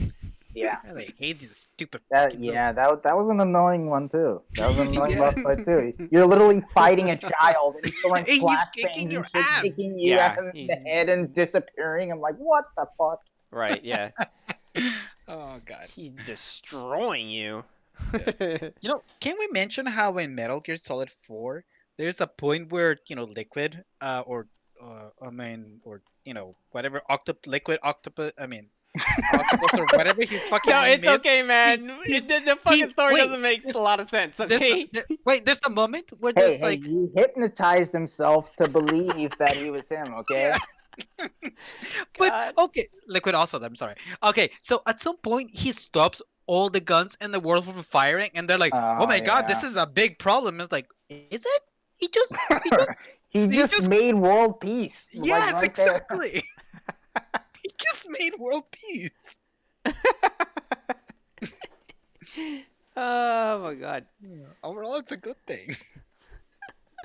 That game is definitely worth playing though, if not just for the laughs, because there's Yes. just so many Yeah. laughs to be had. It was absolutely bizarre. Remember when we played it in one night and we still did the thing where like we you do the secret thing with all the Oh, it bosses. just keeps Just look. going. Yeah, yeah. Well, you look at just like the girls dancing and in just the white Yeah. space. Yeah. Fucking Kojima. Of course they would. Of Yeah. course they would. Right? Mhm. Hilarious. But okay, well, how do we get here? So boss fights. Okay, is outdated mechanic. Maybe not. It's just depend on the game. All right. We were gonna Um. talk about something else, maybe apparently. Oh, it was mechanic. What was it called? Oh, our expectations for next gen. Oh, Which is a yes. good segue too, cause like fucking Demon Souls is coming out. Talk about fucking boss fights. Yeah, it's gonna look great in my 4K new 4K television. Um, and Oh, you're then getting that with the PS5? I mean, why should what like You shouldn't. why shouldn't I? No, no, I'm saying like, Of course I'm gonna get it. I There's see. no other there's that and Spider-Man. That's it. Like those are the only two that I really like. You know, Right, like it's gonna be my first purchases for the PS5. But right. anyways, my expectations for the next gen is like it ain't gonna be so much the issues of design like with graphics and stuff. It's gonna be like my expectations for the new stuff is really trying to push the envelope with uh, the systems in place. Like graphics aside, like we got like they gotta like really just wow me when it comes to like the game mechanics because you can't Yeah. there's nothing else left, right? Like you can make You're the not going to graphics. get that much better graphically. Like it's just going to be in small increments at this point. Like it's never. I mean, never say never, but like it's not going to be anytime soon for sure. That monumental transition it was from SD to HD, right? Where Yeah, it's yeah, just like, oh man, like I'm really like if you didn't play. I remember playing the Uncharted games first on like SD and like a CRT TV, and then like playing it on like an HD TV is just like, oh wow, yeah, I was really missing out. Like this is a whole new world. Like this is totally different. There hasn't really been anything like that since then. And I know a lot right. of the companies have been like, oh well, 4K is going to be this, and then 8K is going to be this, and it's 4K is fine. Like it's pretty, but it's not like it's not the end all be all. Like it's just another small leap, So like you were saying, like yeah, I agree. Like graphics, like obviously they're gonna keep getting better. Sure, they're gonna keep wowing us to some extent. Sure, but it's gonna be in very small steps. It is about the mechanics and also about quality of life stuff like load times and not just in-game load times, but also how fast you can get from turning on the system to getting in the game to getting out of the game and quality of life stuff as well. So yeah, Yeah, yeah. When it comes to graphics, we have definitely hit a really the point of like where we have diminishing returns. yeah, Like no matter how much juice and horsepower we put in the consoles, like you said, the um, graphical updates are just incrementally better rather than right. wholly transformational. Um, I hope that, like you were saying, Sean, that there's definitely more systems at play, like especially more physics within Mm. the game worlds. Um, Or I think better that physics rather. yeah, or better, yeah, better AI. I think better AI is really what I want to see more of. Cause like right now, like as much as good as it is now, like you still have these moments where like you're cheesing the game, where it's Yeah, And like it's definitely hit or miss based on the game, right? Like yeah, it's like you can have really sort of like good AI like in something like The Last of Us, but then you can have shitty AI in something like Ghost of Tsushima, right? Where see it's just that's a like this is a see joke. see yeah. So this is one of my I don't know like maybe you could call it prediction, but I think based on like okay AI usually when we refer it to AIs in games, we're always thinking like, oh, the fucking enemy is smart enough to try and stay alive or counter me or, whatever the fuck, right? Like, it's a smarter computer. But I think what I would like to see is somebody to input a way how to make AI somehow make the story a little bit more, let's say, flexible, I would say, or be able to change the story according to the player, which would be amazing if they could pull something as complex as that, because that's insanely complex, because you would have to change dialogue, you would have changed like just so many things. They do that in games already, in certain games like The Witcher, where it's Right. like the consequences actually do affect the world, and that they have to make so many different like sequences and outcomes and things based Right. on that. So what And I'm it's really tough Yeah, to do. So yeah. that's why still very few games do it. Right. But yeah, for sure. I think that's one thing that we can like these next gens can explore more, is like, how can you make almost a story be actually created by the player, in the sense that they're interacting with the world and it has sticking consequences, but at the same time have the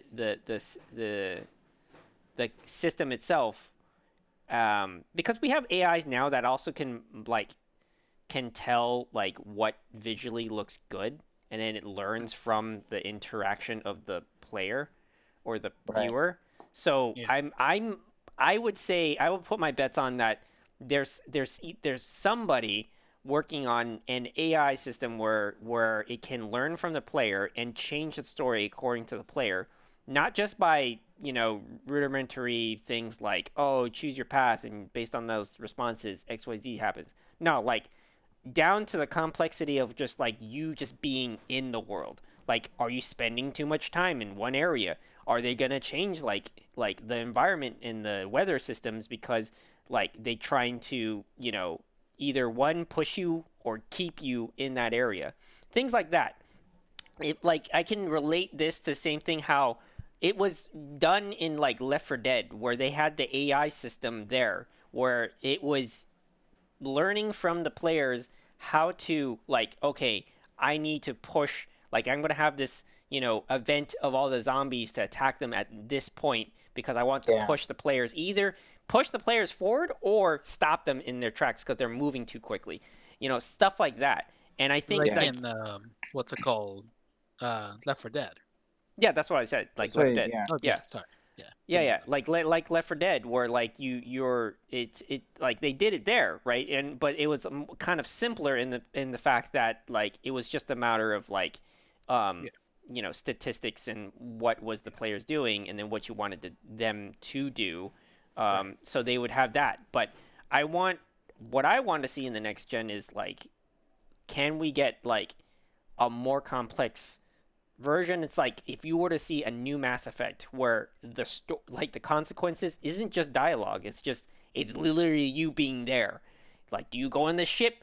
Like, like different players will go on the ship right away or try to get the ship to get to another planet. Like what does the AI decide to do to create the environment around them? Maybe even changes like where encounters even happen. I don't know. Yeah. Like, I want to see shit like that. Like, that's my expectation. Like, you gotta like wow me in terms of the mechanics of the games, because I can't. If you're just making something look pretty and then like it's the same damn mechanics over and over, just a new coat of paint with the story. Like, I don't know. That's just not. That's not.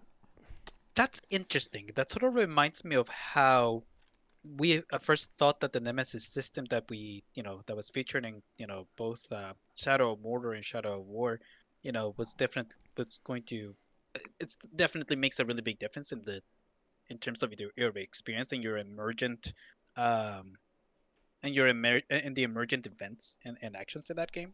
And it'll be interesting for that, system to be much more complex to be applied in the story context, like you mentioned. I mean, like I was thinking about the Nemesis system as well. Like I don't necessarily. I mean, more complex is one thing, I guess, but like it's the thing about the Nemesis system is just it. that's one of those systems, like sort of like the free flow system, like the fighting system, where it's just like I thought when I saw it in Shadow of War back in 2014 that everybody was going to steal this thing, like everybody was going to start using it because it's such a smart system in terms of like interacting with enemies and AI, and it like I remember something like Mad Max, the game, where it's like it would have worked really well in that, where like it works within the context of the world where there are these roving gangs with hierarchies, and the way the Nemesis system works is I think the reason that people haven't duplicated that system in particular is because they legit don't know how it works. Like I don't know that people understand or know how to implement that effectively in their own games because it's the way it works is fucking genius in the way that okay, it has to do with the hierarchies of the orcs and the urukai who you're fighting in those games, and you fight one, and you see basically the charts and the way it works, where there's like okay, there's sub lieutenants, and then there's lieutenants, and then there's the captains of these roving bands of orcs, and as you go through the game, as you're killing orc after orc, you'll get killed, and that orc that kills you will then not only gain notoriety and stuff like that. well, yeah, they'll gain notoriety or they'll be killed. It doesn't necessarily like basically when you die, the world keeps going, and when you're dead, you can see how the hierarchy is changing. So maybe that orc that kills you, they kill they kill their lieutenant and they ascend, or maybe they try to kill their lieutenant and they don't succeed, and that lieutenant kills them and then takes over, and they take over their entire band. Like death actually means something in that game, right? Because the world keeps going, and the next time sometimes you think you kill an orc, but then that same orc will come back later, and they recognize you, and they recognize your patterns of attack, and they adapt to it, so you can't kill them the same way twice. And that sort of stuff is like super ingenious, and I think it's just really, really fucking hard to do. Because that's the only reason I can think that something like that has not been not just used again, but hasn't been like further implemented and further sort of improved upon and sort of expounded on. Because it's really like that is one of those systems like you were talking about, Sean, where it's just like this is an ingenious system already. Just as it is. Yeah. And to see it in more games in next gen would be amazing, but then to see like a game use it and then like make it better and make it deeper would just be like fucking mind-blowing. Like that would just be like holy shit, this changes the landscape of gaming entirely. Yeah. Like the possibilities are endless at this point. Yeah, that's the thing that I want to I really expect in this one is that the use of AI isn't just as rudimentary as we think of it, is like straightforward, where it's just like it's a smarter AI that I'm fighting, like is usually the case, right? But then now like the way we use AI in just like weird things that like there's like settings like where the AI learns like what you buy and like it starts recommending you shit for those things, right? Like that kind of AI, right? So they're using AI that way. Then there's even like a thing in Photoshop where you can use an AI to fucking actually, like blot out a certain part in the picture, but then still manage to fill it in without knowing what's supposed to be behind, say, the cow. You want to take out the cow? Yeah, guess what? We can take that cow out. The AI is going to figure out how to put the grass behind it, and you're not going to see the difference. Like, that kind of shit, right, is like where AI is being used, like, these days. And you figure that you can do that in games, too, where to a point where it's like, it's not a Civ game, but they put a Civ game in your action game. Like, where the environment is like alive, and we see that already almost to a degree in Red Dead Redemption. But like, imagine if the story changed, where literally the story is completely different. Like we're not talking just like, oh, the different paths kind of like end the same way, Mass Effect, right? Or like it's like it kind of ends with the same thing, same cutscene. But what if it didn't? What if like you played the game once, but you can never recreate that exact thing. Maybe there's Right. moments where it's familiar, but it's completely different. God, I Well, just yeah. I mean, the I mean, thing that I that's think about is like something like Infamous 2, right? Where like you can get there's two different endings, and one ending, spoilers for Infamous 2, one ending ends with Cole dying and the game ends there. But then the other ending is like Cole goes bad, and then there's like a whole ending cutscene where you're seeing Cole and the other conduits take over the world, and they're fighting the military and they're doing this, and everybody was like, "Oh man!" So the next Infamous game, I mean, being realistic, even back then, we're like, okay, basically they're just going to pick one ending, and that's going to be the canon, and that's what they did because they had to. Like, they couldn't make two different two fucking different games. yeah. But like, we're at the Or point now where that's it's a that's writer possible. issue.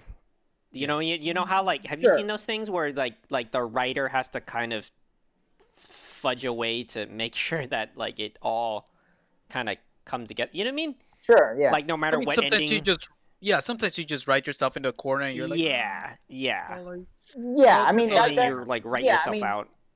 yeah, that's possible. But I mean, Sucker Punch has said like, okay, that like Yeah. we have to go with one ending because this is the one that most people played, and we can't Right. make two different games. But at Mhm, this yeah. point, that is possible. And so like instead of going into like from Infamous 2 to Second Son, where it's like, I mean, it's not really the same because there's two different lead characters. But let's say Infamous 3 was instead like, okay, you go in and it's like Mass Effect where it carries over the save, and then now based on whether you went good or bad, you're either playing as maybe Cole resurrected or another character, or if you went the bad route, you're now trying to take over the world or something. And there's literally two different games based on what you've done. Like I think it would be really we're definitely that's definitely possible at this point, and it is really fucking hard without a Right. doubt because you're not only you're literally making two different games, but you're using the decisions that the characters made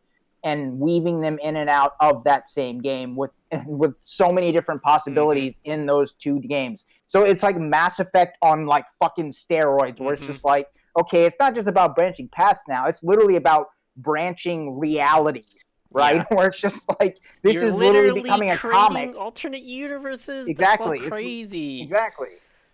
we all have. That's a dream, God. but I don't know if anybody's gonna put investment into it. Well, But I mean, I I want don't a think. dream. I want I a mean, dream. even that reality would have, its severe, limitations. Just to put the, Yeah, I mean, don't get me just to wrong. be the butt There skill are over here. drawbacks of that. Yeah. I mean, Yeah. we're seeing that in a much smaller scale with something like Watch Dogs Legion, right? Where it's like, okay, you can be anybody in this game. Like you can literally be anyone, and that's true. That's But true. the problem is that eventually it turns into an RNG loop where you're just getting sort of the same template with slightly different attributes Yeah. that you're playing as. And then the story actually ends up suffering as well because Yeah. then you're getting these characters that are just like not appropriate for the context of the cutscenes at all. They're and so it too doesn't bizarre. work and it fucks up the story completely. Yeah. So it's just like it's definitely it's just really fucking hard. There's so much to do there. Like I Is it- can't even imagine. In It's a short, good it would never. experiment. Yeah, In for short, sure. it would never replace like a handcrafted story. Oh, made yeah. by I'm not company, saying I'm but- gonna yeah. that is the case. Like No, and definitely. definitely, if you were to do something like that, I would say it would definitely be better to start off with something smaller and shorter if you're going to do that, rather than let's just go right into it and make a fucking 100-hour open world game. Like that's not the way to do it. Like definitely starting smaller and shorter, seeing how it works, and then sort of implementing it and further iterating on it with that. But it is really that is kind of where we're at, where it's like we can dream about these things and they're not that far from reality. They're super tough and they're insanely expensive, even on a small scale and what we're talking about. But like, I mean, it's Oh my God. possible. It's more than possible. Yeah, Yeah. you know what? This could totally cross over into a whole, Westworld type of territory where the machine is Sure. actually learning about our psychology and I mean, they already do that. putting They already different do events. that. Companies do that now. Yeah, to, you're to- selling their that's- your information. That's how they know what to sell you. That's how they know like which microtransactions will exactly prey on your specific predilection Same thing with for the this Yeah, I addiction. I mean, like, same thing with the presidency, right? Like sure. the 4 years Yeah, ago, like that fucking shit happened where with yeah, the it's elections. yeah with some yeah I exactly. mean, even Where it before just that, with George W. Bush in the 2000 election, where it's just yeah like, oh, is this guy a president you want to vote for? Well, I don't know, but I would want to have a beer with him, so that's why I'm going to vote for him. And it's just like they prey on that.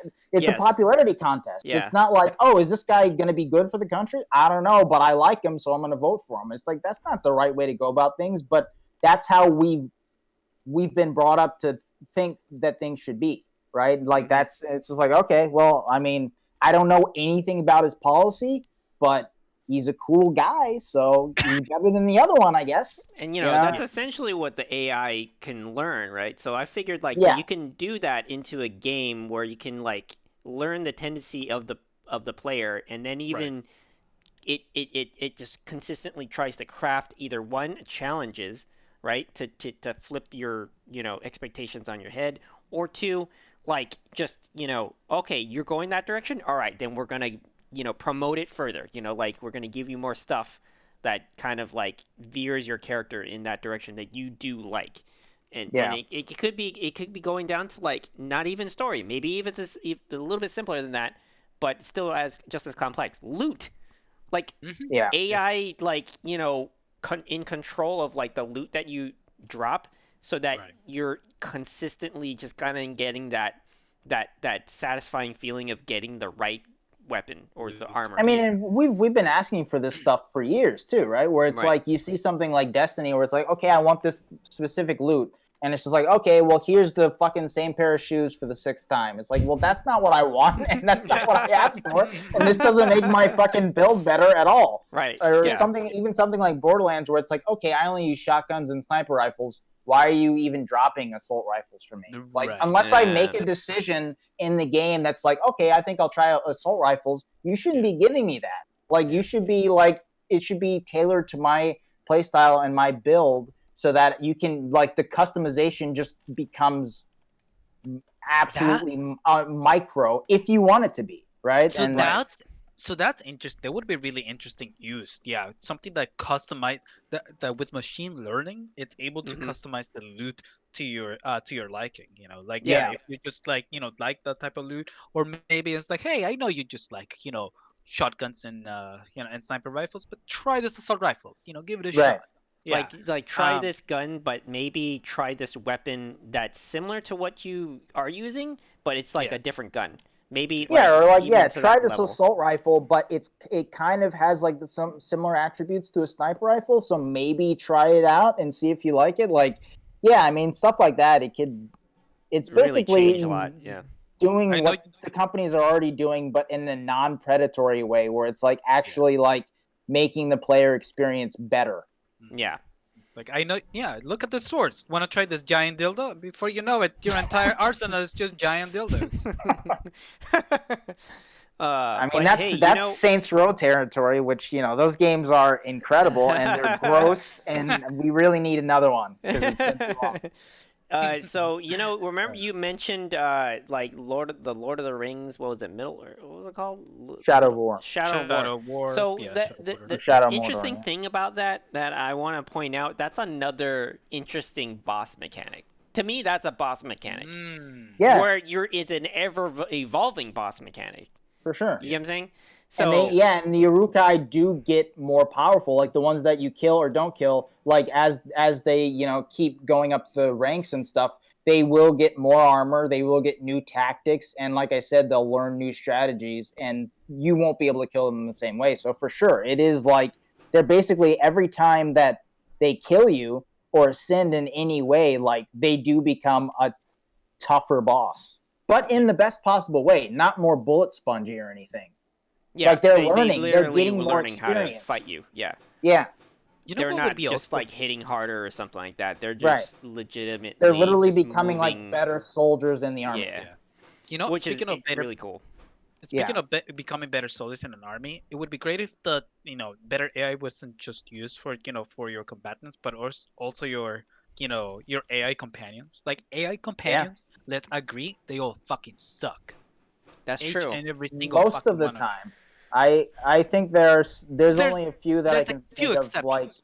Yeah. I think like the AI companions in Uncharted have always, like, many things in that game, like in those games, have been way ahead of their time. Where like they don't, like, at least for me in my playthroughs, they never get in my way and they always help me. And they if that I don't break, like, basically for AI companions in so many games, it's like, okay, you'll be stealthing through a section and then they'll just break cover and totally fuck you over. Like, that never happens in Uncharted. It's always like, okay, they'll follow your lead, but then as soon as you break cover, they'll give you support fire and things like that. And Yeah.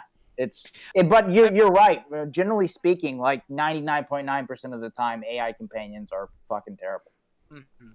Yeah, like you said, like the Uncharted games are a good template, but the best thing you can say about them is that they don't get in your way. Yeah, Um, that's true. Yeah, Yeah, you're talking about a little bit more complex. Like you it's want, not. They're not so much proactive as they're just not destructive.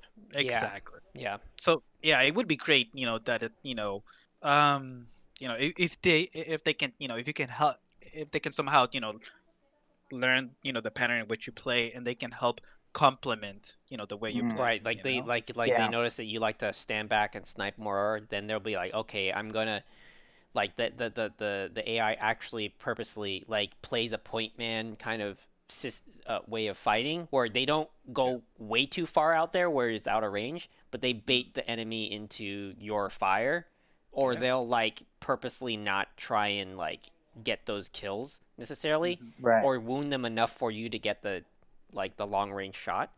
Yeah. Like things like an actual human player, like one that is like a high, I wouldn't say extremely competent, but like aware, like Yeah. a teammate that is aware of the situation and adjusts accordingly to like the dynamic of the fight.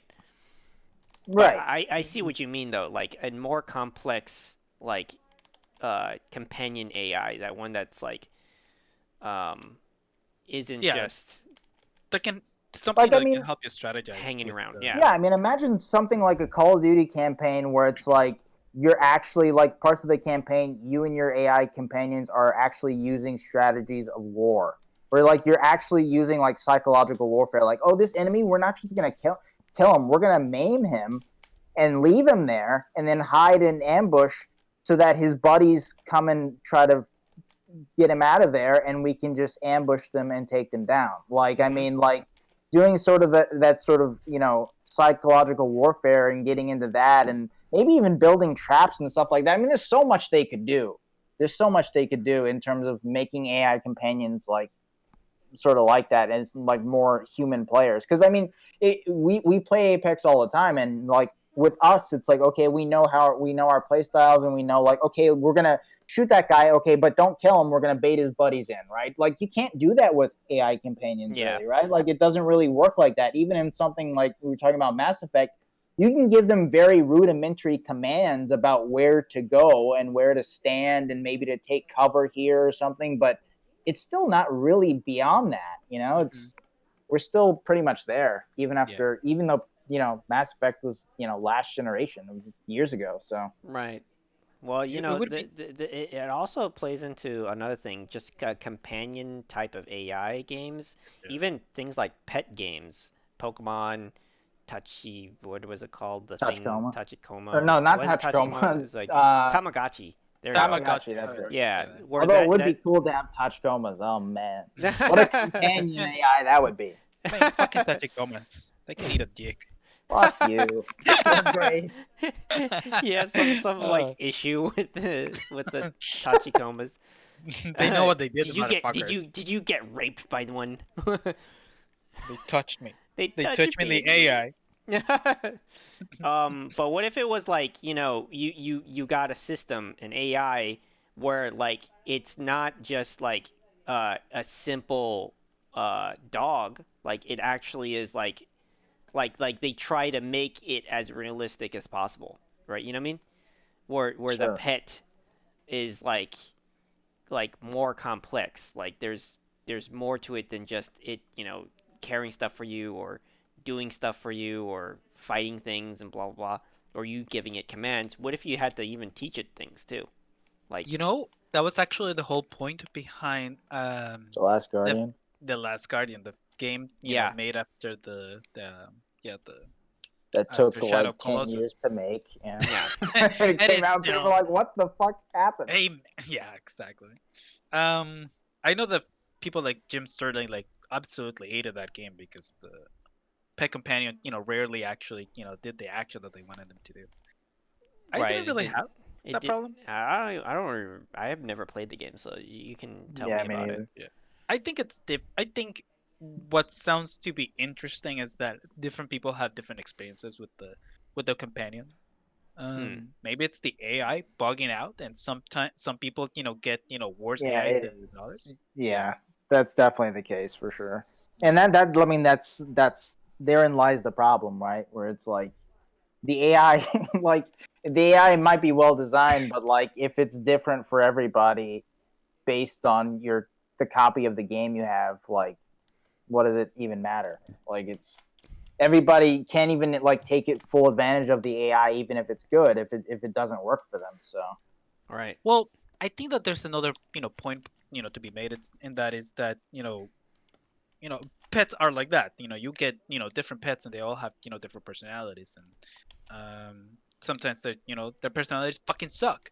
So AI can help you give you a good experience to the pet. It can give you the illusion that of it not following your It's commands all the yeah time. But is just it learning, right? Because yeah, like that's what I'm thinking. Like I'm thinking like it would be great to see a kind of game where like okay, so I mean think what was a good okay, so remember how like I think there was one thing that stuck out for me. Ghost of Tsushima, the horse was not I didn't. It's just like it's a vessel to go from point A to point B. sure, But then Red Dead Redemption, because I had to go through the pain of being really careful with it. Like there's a little bit that not saying that's how you're supposed to go about it. Like I don't think you should be like having that same experience I did, where I felt like oh no, I really need to take care of this fucking horse. I felt more attachment to when it got hurt or anything like that, because like it was just like I had to it was a lot of you're time feeding investment. it and brushing it, Yeah, and but then what if you got to a level where then the companion that you have is now learning from you, so it starts right, doing things before you even command it to do it. I yeah, think that would be like that kind of these kind of moments are like I for me like emotional connection to like oh wow it learned that, or like oh wow it hmm already did that, like I didn't even need to tell it to do that, or like yeah, like it's just like you're training it. Like I'd love to see that in a game where like they really make sure like the AI of the companion is like you're spending so much time with that one thing, either it be a person or an animal or whatever, um, and it's actually like you're involved with training and like right. training each other, even like you're learning things from that, hmm the I mean, behavior, I you know. was talking about Red Dead. I mean, I totally see that being a Mm, thing in the next Red Dead for sure, especially because those games are, especially I mean, Red Dead 2 specifically, because the first one it wasn't a simulation like the second one, but like you get into the nitty gritty of like being a cowboy in the old west, and maybe you have your horse or a dog or companion or whatever. Like I totally can see that in 7 or 8 years on the tail end of mm-hmm. Yeah. these next gen consoles, that being the case, where it's like okay, we're gonna get into this simulation aspect of having a pet or something, Right. where that's definitely the case, and that won't work in every game because you don't want that in every game, Right. honestly. Right. But like in those types of games where it is a simulation, that would like I mean that just is will add to the experience, and that's something that like Rockstar has been pioneering that sort of stuff for forever. So I Well, totally see that being the case. yeah, You know. I think there's gonna be something where you can play around the satisfaction of being able to have that investment for those Mm. things, like that Oh they're God. taken care of. So it's like I think that's the problem, like that Red Dead Redemption was running into, where it's just it's gratuitously realistic. like to a point where it's like, oh come on, man, like just let me get through this part. Like, Right. does it Let me really just have collect to the like skin. I don't need to, skin this thing for the 100 millionth time. Just let me collect right the pellet. go through the same animation, stuff like that? Simple things even. But yeah, I think think I expect that the next gen should play into more AI in different ways, in ways that we don't expect it. So hopefully do get Yeah. to see more of that. You know what's funny? Again, not to oversell The Last Guardian, but there were moments when that experience that you were saying, not only do you learn, not only does the pet, the simulated pet, learn your commands, but you learn things from it, or it does actions before you actually command it. I did have those experiences with The Last Guardian. Again, I had Mm. a mostly good experience with it, and I don't want to oversell it, but there were good moments throughout it. Again, it's not the kind of game that I can 100% recommend, but But it's doing something new that and fresh that yeah, piqued your exactly. interest at the very least. Yeah, exactly. And I can definitely see that just being refined in a newer generation. Yeah, that's the thing that I feel like that we can take away from a lot of games that maybe don't do things well is that somebody else is gonna do it better, and and Dude, and, I and mean, they're hopefully. yeah, But hopefully, again, yeah, like we were talking about the Nemesis system, and it's just like, man, I hope somebody else uses that system because, like, Shadow Mordor came out in 2014, and then Shadow War in 2017, and no one else has used that system. And yeah. like, Nobody's where figured is it it? out. Like, Yeah, people, like, it was such a like an industry boon when it came out, and people were just lauding it for good reason. And I'm just like, man, I really hope another game eventually uses this thing, like, so we can like see it improved. And I yeah. think I don't. Well, I mean, like, was it a thing that only in house that they had, like, or is it they selling it to other people? Like, what is the deal with it? Like the I don't system, know in terms is of it it. system as in a concept, or is the system as in a literal system, like one that they have to like patent code, it? right? Yeah, code like the code itself. Yeah, it is. It is the code itself, I see. but Okay. yeah. But I mean, Yeah, again, that that it happened. could be that nobody kind of just like uh Figured it out. yeah, they couldn't figure it out for themselves in the sense that they I mean, that's couldn't what I'm like thinking a patent because it's issue. it's it's too good of a mechanic, especially in this day and age where everything's open world and you are like dealing with like so many different enemies that are all different like that. Like it that would be my guess because Mm, it is something like the free flow system from Batman where it's just like this is too good for everybody to not steal. Like how are right. they? How has no one used this Yeah, yet? how has no one been like continually using it? Yeah, it could be. I mean, it could be that they didn't like. It's just no either one. Nobody figured it out, or two. Oh, sorry. Excuse me. There's copy a copyright kind of thing. Yeah. Oh, Maybe, yeah. man, that if that technology is well figured out, that's going to be a boon for the waifu simulators. Hell There's yeah. going to be hundreds of lonely people there. It's like, yes, I can have a companion who loves me. Oh man, Uh, that's rough. That's like deep fake levels of AI. Yeah, yeah, yeah. Yeah. I mean, deepfake, right? That And speaking of that's that, that's at a scary level already. yeah. mhm, Where it's just mhm. like people like people. I think Alana Pierce, like she used to work at IGN and she worked at Funhouse for Rooster Teeth, and now she's going on to do something else. But like she's an attractive woman, and like every attractive woman on the internet, there's deep fakes out there of her. And like something Of I course remember they on are. her YouTube channel, she Ah, brought obviously it was she brought censored, one but she up. brought one up, and she was like, Oh yeah, my this is god. like pretty fucking accurate. Like this isn't me, but the level of Yeah, accuracy here is fucking it's scary. scary. Like the fact that they know like my tattoo placements and stuff on my body and exactly like how like my hip looks and like all this like Uh, little shit. It was just like this is fucking scary. yeah, How like that's I disturbing. actually have to explain now, like this isn't me. Like Yeah, can she you has to actually actually believe say me? it out Like loud. this is not me. uh, Oh god. good lord. Holy lord. Yeah. Shit. Yeah. Hey, D, do you Hey, have any On the expectations topic for the next deep gen? fakes. I want to see the death of loading times, and I know that's something that's already in progress. Yeah, But I actually just want to see it that and just abolish, what we just gone. have is Just just gone yeah altogether, huh? gone. Nice. I Or at least agree. just Yeah, reduce it to like 4-5 seconds is the max, and then that's it. You got the yeah, game loaded. I Because agree. I'm sure the hardware that we have on market is pretty capable of doing that. And I did see where I did catch wind of all the PlayStation 5 announcements going like, look, Spider-Man loads faster. Look, Ratchet and Clank can Mm. show alternate dimensions and just do that Yeah, in such short real-time loading. Like, great, keep that up. Keep those aspirations up for the yeah, gen after that, even because I just we have the potential to have all these large worlds, and I'm not saying every game should be open world. I am saying though that I just want seamless transitions going from one area to the next, or at least yeah, just not have like you can even have maps where it's just like, hey, this is just one area, and then you go to the next area.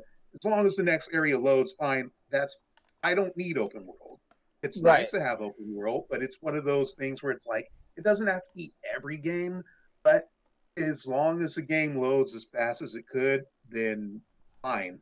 Yeah, I just don't like waiting. I don't like having to install all these updates, or I Mm. don't like having to pre-install a piece of the game into the hard drive so that the game loads faster. Just like have some seamless loading here. Mm. It's yeah, just all I'm getting at. Like, however you're going to make it work, make it work. I mean, maybe that part about load a part of the game that's already in the hard drive is inevitable, so I What about probably shouldn't say don't what? do that. What about those day one patches and shit from fucking games and stuff like? I sure. hope we get out of that shit because, and having too many updates and having like stuff like Call of Duty have like an insane 100 gigabytes of space for Well, that's fucking that's insane a amount of shit. definitely an exception to that because no one knows why that's the case. Like, no one understands why that game uh, is like 200 gigs. insane amount of it. No, like it no, I mean there is a reason what happened there was that they decided to put all the things that you need to buy individually all in the same fucking game file even though you never need it. They just Oh, recently updated like the Call of Duty maybe a month ago actually. It's not that long.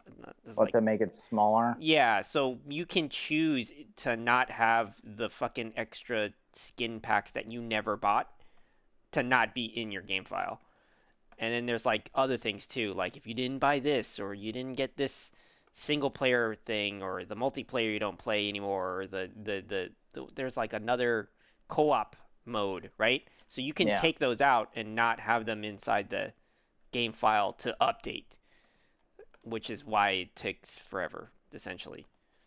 Or at least that's what it was like when I read an explanation. That's one of the reasons why like those games files were so insanely large. Yeah, I don't know that the day one patches are gonna go away anytime soon. Yeah, I don't think Or at it's all, necessarily honestly. gonna go away, but at least like not maybe not like day one patches, just some updates. It's kind of gratuitous, like that they keep like packaging together. Like I'm hoping that we don't have a point where we always have to extend the goddamn hard drive on the system. Cause either Right. that or give me a system that is like an insanely large, hard Yeah. drive space.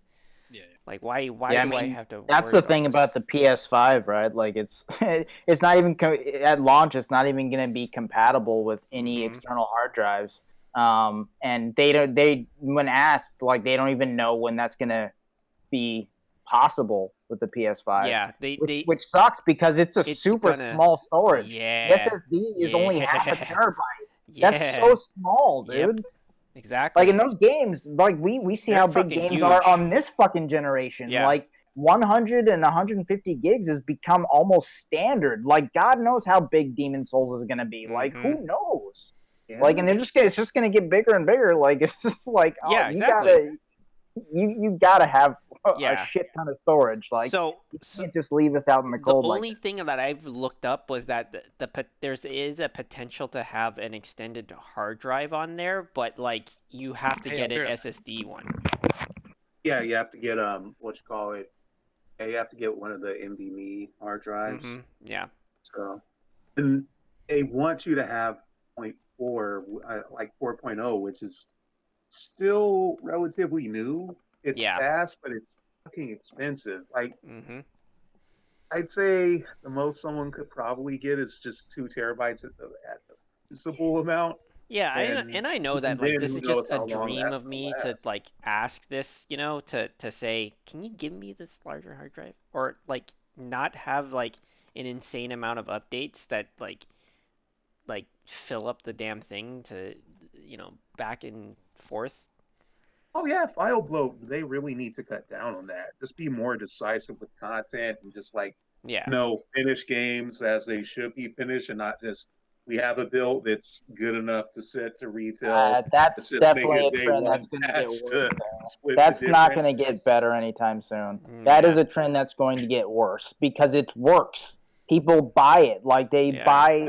they buy these games that are, in early access for years or are like, oh, it's an unfinished game, but we've got a roadmap for the next 3 years and people buy it. Like it sells. And so, yeah, that's definitely, unfortunately, one that is Unfortunately. going to get much, much worse before it gets better. I I don't think that one's going to go away, but I do think there might be. I think the way that the the upcoming next gen is set is that they may have to be a bit more cautious about like how much content is going to bloat that hard drive space because we see that it's scarce and we see that people just want to play what they have and not necessarily want to go back to the age of quote unquote memory cards, even though this is a bit more beyond that. Yeah. But man, I'm taking a wait and see attitude. I Yeah. don't like what Yeah. some Yeah. people allegedly say, going like, "Oh well, we live in the digital age. Just delete and just re-download." Because I mean, I unfortunately, that apparently it is was what it's fake. I probably don't going to be know, for a while. Yeah. Yeah, they're but probably gonna probably their backup setup like so far even to now is just, hey, we give you this cloud system, you get to save your fucking files over there, and then that way it doesn't bloat up your fucking hard drive, and you don't have to complain to us about your hard drive being too Right. I mean, tiny. that's one of the ways that they get people into PlayStation Plus, like, is Mhm. that they give you a certain amount of cloud space for your stuff. But it's even that's not that much. They don't give Yeah. you that much for the size of the game. So It's like in itself its own trap too, because like we purposely made your hard drive so small so that you have to use our system. We have to use our cloud. That's funny. nah, I heard all this talk about graphics earlier, saying, yeah, I do kind of agree. Like, if we're talking about just conventional graphics, they haven't really raised the bar on it. It's just more like building a better mousetrap, really. Like, stuff looks more or less the same, it just runs better. There are more effects, sure. There are more. It's not necessarily the same exact technology, but at the same time, like there's not many things in 3D graphics that have changed much, and this is taking PCs into consideration. What's the one sure. thing that stands out that's not on every graphics card?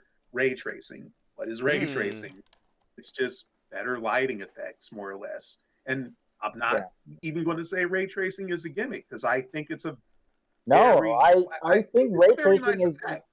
Oh yeah, I mean, to be Yeah, perfectly it's honest, I good. think if you have a good frame, like if you have a solid frame rate and ray tracing, like against just 4K, I would take ray tracing and the frame rate every time. Like I think it looks way better and it plays way better than just versus 4K. Like a lot of people. 4K is good. Like it. Don't get me wrong. Again, I think it's pretty, but I think it is overrated. It takes so much horsepower just to play to begin with. Right. Yeah. Yeah, so much more horsepower that you could be using for other things, like ray tracing and stuff, or better frame rate. I think that's definitely one of the things that I really hope that gets nailed down this generation. Just solid frame rate that doesn't lower down. Right, that doesn't drop. Yeah. preferably Yeah. 60 FPS. Yeah. Um, Definitely not going to be that way at the beginning. Yeah. Like they've already said, unfortunately, that it's going to be like, oh, well, most PS5 games will be like, you'll definitely be able to play it at 4K at 30 FPS. But then it's also like you get the choice of like performance mode or graphics mode, where it's like, Right. oh, do you want it to look better? Or do you want it to run better? At But least they do give I that can see choice, it. yeah. Yeah, I can see it like maybe in a few years, hopefully, actually having that be a standard where it's like, okay, like it looks good and it runs like 60 FPS is the standard. One would hope, yeah. Just One would something hope, that yeah. nice and 4K smooth. at 60 FPS is even taxing on PCs, even if you have Yeah, a exactly. very high-end one. So Right. the ways that they get around it, like one of them is using NVIDIA uses like this super scaler or smart scaling technology where they DLSS. essentially take a lower resolution image, blow it up to 4K or 1440K or 1440p or whatever resolution. It's like higher than it actually is, but it actually looks good enough to pass for that. Like that's one way they could do 4K without so much performance hits, but not many people really go for that, and Yeah. some can tell the difference. So that's very interesting Again, 4K technology. has a long way to go before it's feasible, and you can get like triple FPS Oh yeah. frame rates, which is ideal if you're going to do that shit in VR. Um, but really, as it stands, it's like 4K is still a struggle. It's It is, doable, yeah. but it's still a struggle. Yeah. Yeah, that technology is really interesting. It's right now on play on a bunch of games, but the one that really comes to mind is Death Stranding for PC.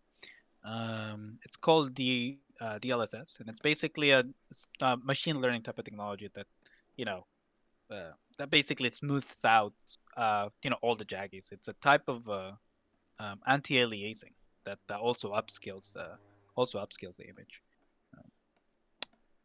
Digital Foundry um, had a whole special on that where um, they were using the DLSS option for Death Stranding, and they were like putting it at like a really low, base resolution, like 420p, 240p, and they were upscaling it to 720p and 1080p, and even in those cases, you could see the difference, but it was actually pretty passable. But the most interesting part was actually the way they were using it for 4K, because I think the base resolution that they were using was something pretty standard, like 1080p or 1440p, and the native 4K image didn't look as good as the DLSS version of the upscaled Right. 1080p 1440p. Yeah. So yeah, those kind of rendering tricks that lower the thresholds for your performance. I'm definitely looking forward to seeing just what new technologies they do to optimize graphics. Yeah. Yeah, and it still has room to grow too. So NVIDIA is really not resting on just 2.0. They're going forward. Yeah. Huh. Yeah, I'd say like as far as graphics go, I think it is going to be a game of tug of war where we're trying to move towards like performance and feasibility. Uh, it doesn't necessarily have to be so high end that it melts the system. For example, I think what we are trying to do is reduce that kind of performance hit. Shoot, is that even And a we're thing anymore? Or like I remember where people are like, "Man, this thing is gonna be such a big beefy graphic card, and like this PC is gonna be so fucking good that it's gonna destroy itself when you play this game." Like, is that even like a benchmark of like, it's "Oh man, my game is so fucking like my system is so damn Oh, ready for this because it of the is, game?" but prices, it you mean? doesn't even matter at this point because now we hit a Yeah. point where AMD's pretty much caught up with Intel, so there's not even that much of a performance gap between AMD or Intel anymore. Yeah, like the And if we're margin talking is about so graphics, fucking like small. Like you can't Nvidia even is gloat about like how beef out your fucking system is because like I mean like what else more you can do about the game that comes out like I remember when like CryEngine came out and like man let's get this game is gonna be so beautiful. I'm all like this game sucks, but you guys are putting in such high praise just because it's so taxing on the graphically. Right. yeah. Right. Yeah, who knows if I mean, the PC, side is always going to have the game that's going to be, the new crisis of their generation. It's like, but can it run this game? Um, I mean, which is is, that even the case right now? Like there's yeah, there's Flight Simulator. that. Of all the Oh things, my god. that's really apparently really hard to run. Yeah. Um, because it takes satellite data from Oh my Google or god. whatever. Okay. It All Yeah. it right. literally it can They literally took. produce the fucking world. Yeah. It can reproduce the fucking world, but get this, Uh. it can reproduce the fucking world. So everybody makes a joke that okay, so it can reproduce the whole world, but its gig size is way smaller than Call of Duty. Huh. Yeah. Yeah. Interesting. Hmm. You know, and I'm gonna bring back an old favorite of ours, No Man's Sky. Um, it would be interesting if the was a way to optimize creating levels with that kind of like geometry engineering technology so that you didn't have to actually save the a whole bunch a whole bunch of textures and a whole bunch of like architectures there, but rather it could just be made on the go Mm. as you played through it. Like. Oh yeah yeah yeah. In a procedural game, in a procedural way. Right. Where it's not actually in the world yet until your character actually goes to that area to actually Yeah, see it, exactly. Yeah, and yeah, then it just like pop and kind of like renders. yeah, exactly. It Um. doesn't exist until you actually see it. Right. Right. Yeah, Which that's fun. is theoretically less uh Less taxing. taxing than Yeah. actually having just all that stuff already there. Yeah, I mean that at that point it's just that's a matter of just like making something run better Yeah, that's true. versus like does it actually do anything like gameplay wise? That's true. That's true. Mostly eye candy. But Uh Yeah, people yeah, just like the flex. yeah, yeah, exactly. yeah, It's the whole flexing aspect that's just like yeah. are we getting to the point where like how come more can you flex? That's exactly what I was thinking about ray tracing too. Like you were mentioning, the um, I was really excited about the technology because I've known about it ever since Pixar first came up with it back in the days when they were first making cars. Like it's a technology that's been used in uh, like professional film 3D making, but of course it was completely outside of like the sphere of like commercial PCs or or consoles until now, where developers have found a way to to use a much more um, scalable down a scalable and a more effective version for PCs and consoles. But at the same time, developers have become so good at faking the effects of of light and reflections and shadows that and ray tracing is so taxing on the performance performance of the systems that it kind of comes to the point where like, well, do we really need ray tracing if we're so good at faking it? Right. Yeah, that's kind of like a battle between like, do you want to spend the money to somebody faking it or do you want to spend the money towards something that can handle like the literal. Um, and at that point, I think like the expense of it would just it's just a matter of time, right? So that like it's less and less expensive for them to worry about that. Yeah, in the end, Then a then real girlfriend is gonna cost you more, but you can always get the hooker who's going to definitely fake it. Oh yeah. That same logic, huh? Yeah, Mhm. definitely. I just wanted to make a stupid joke, That's That's the some whole butter reason. spimping logic there. pretty much. All right.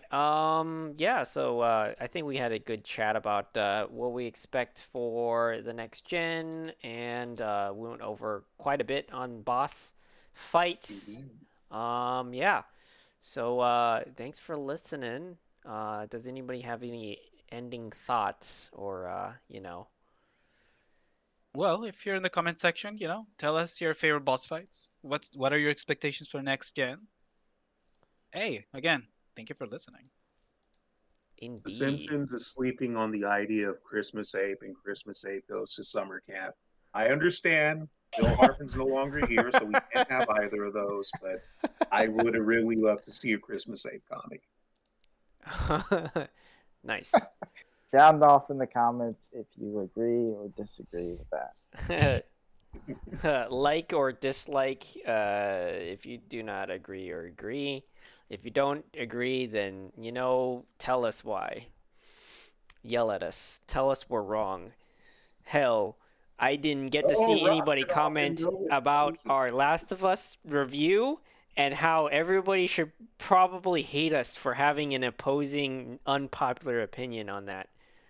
Last of How It 2 dare sucked, people? anyway. Yeah, I was expecting people to be Actually, like, "You social justice motherfuckers," I don't think you our audience is that SJW. big. I don't think People our audience is listen that though. large. Like that's the thing. Yeah, no one wants to listen to like they'll listen to Donkey talking about how the game is amazing, I love and then did you see that video? That was pretty I funny. love that video. It was Yeah. fucking great.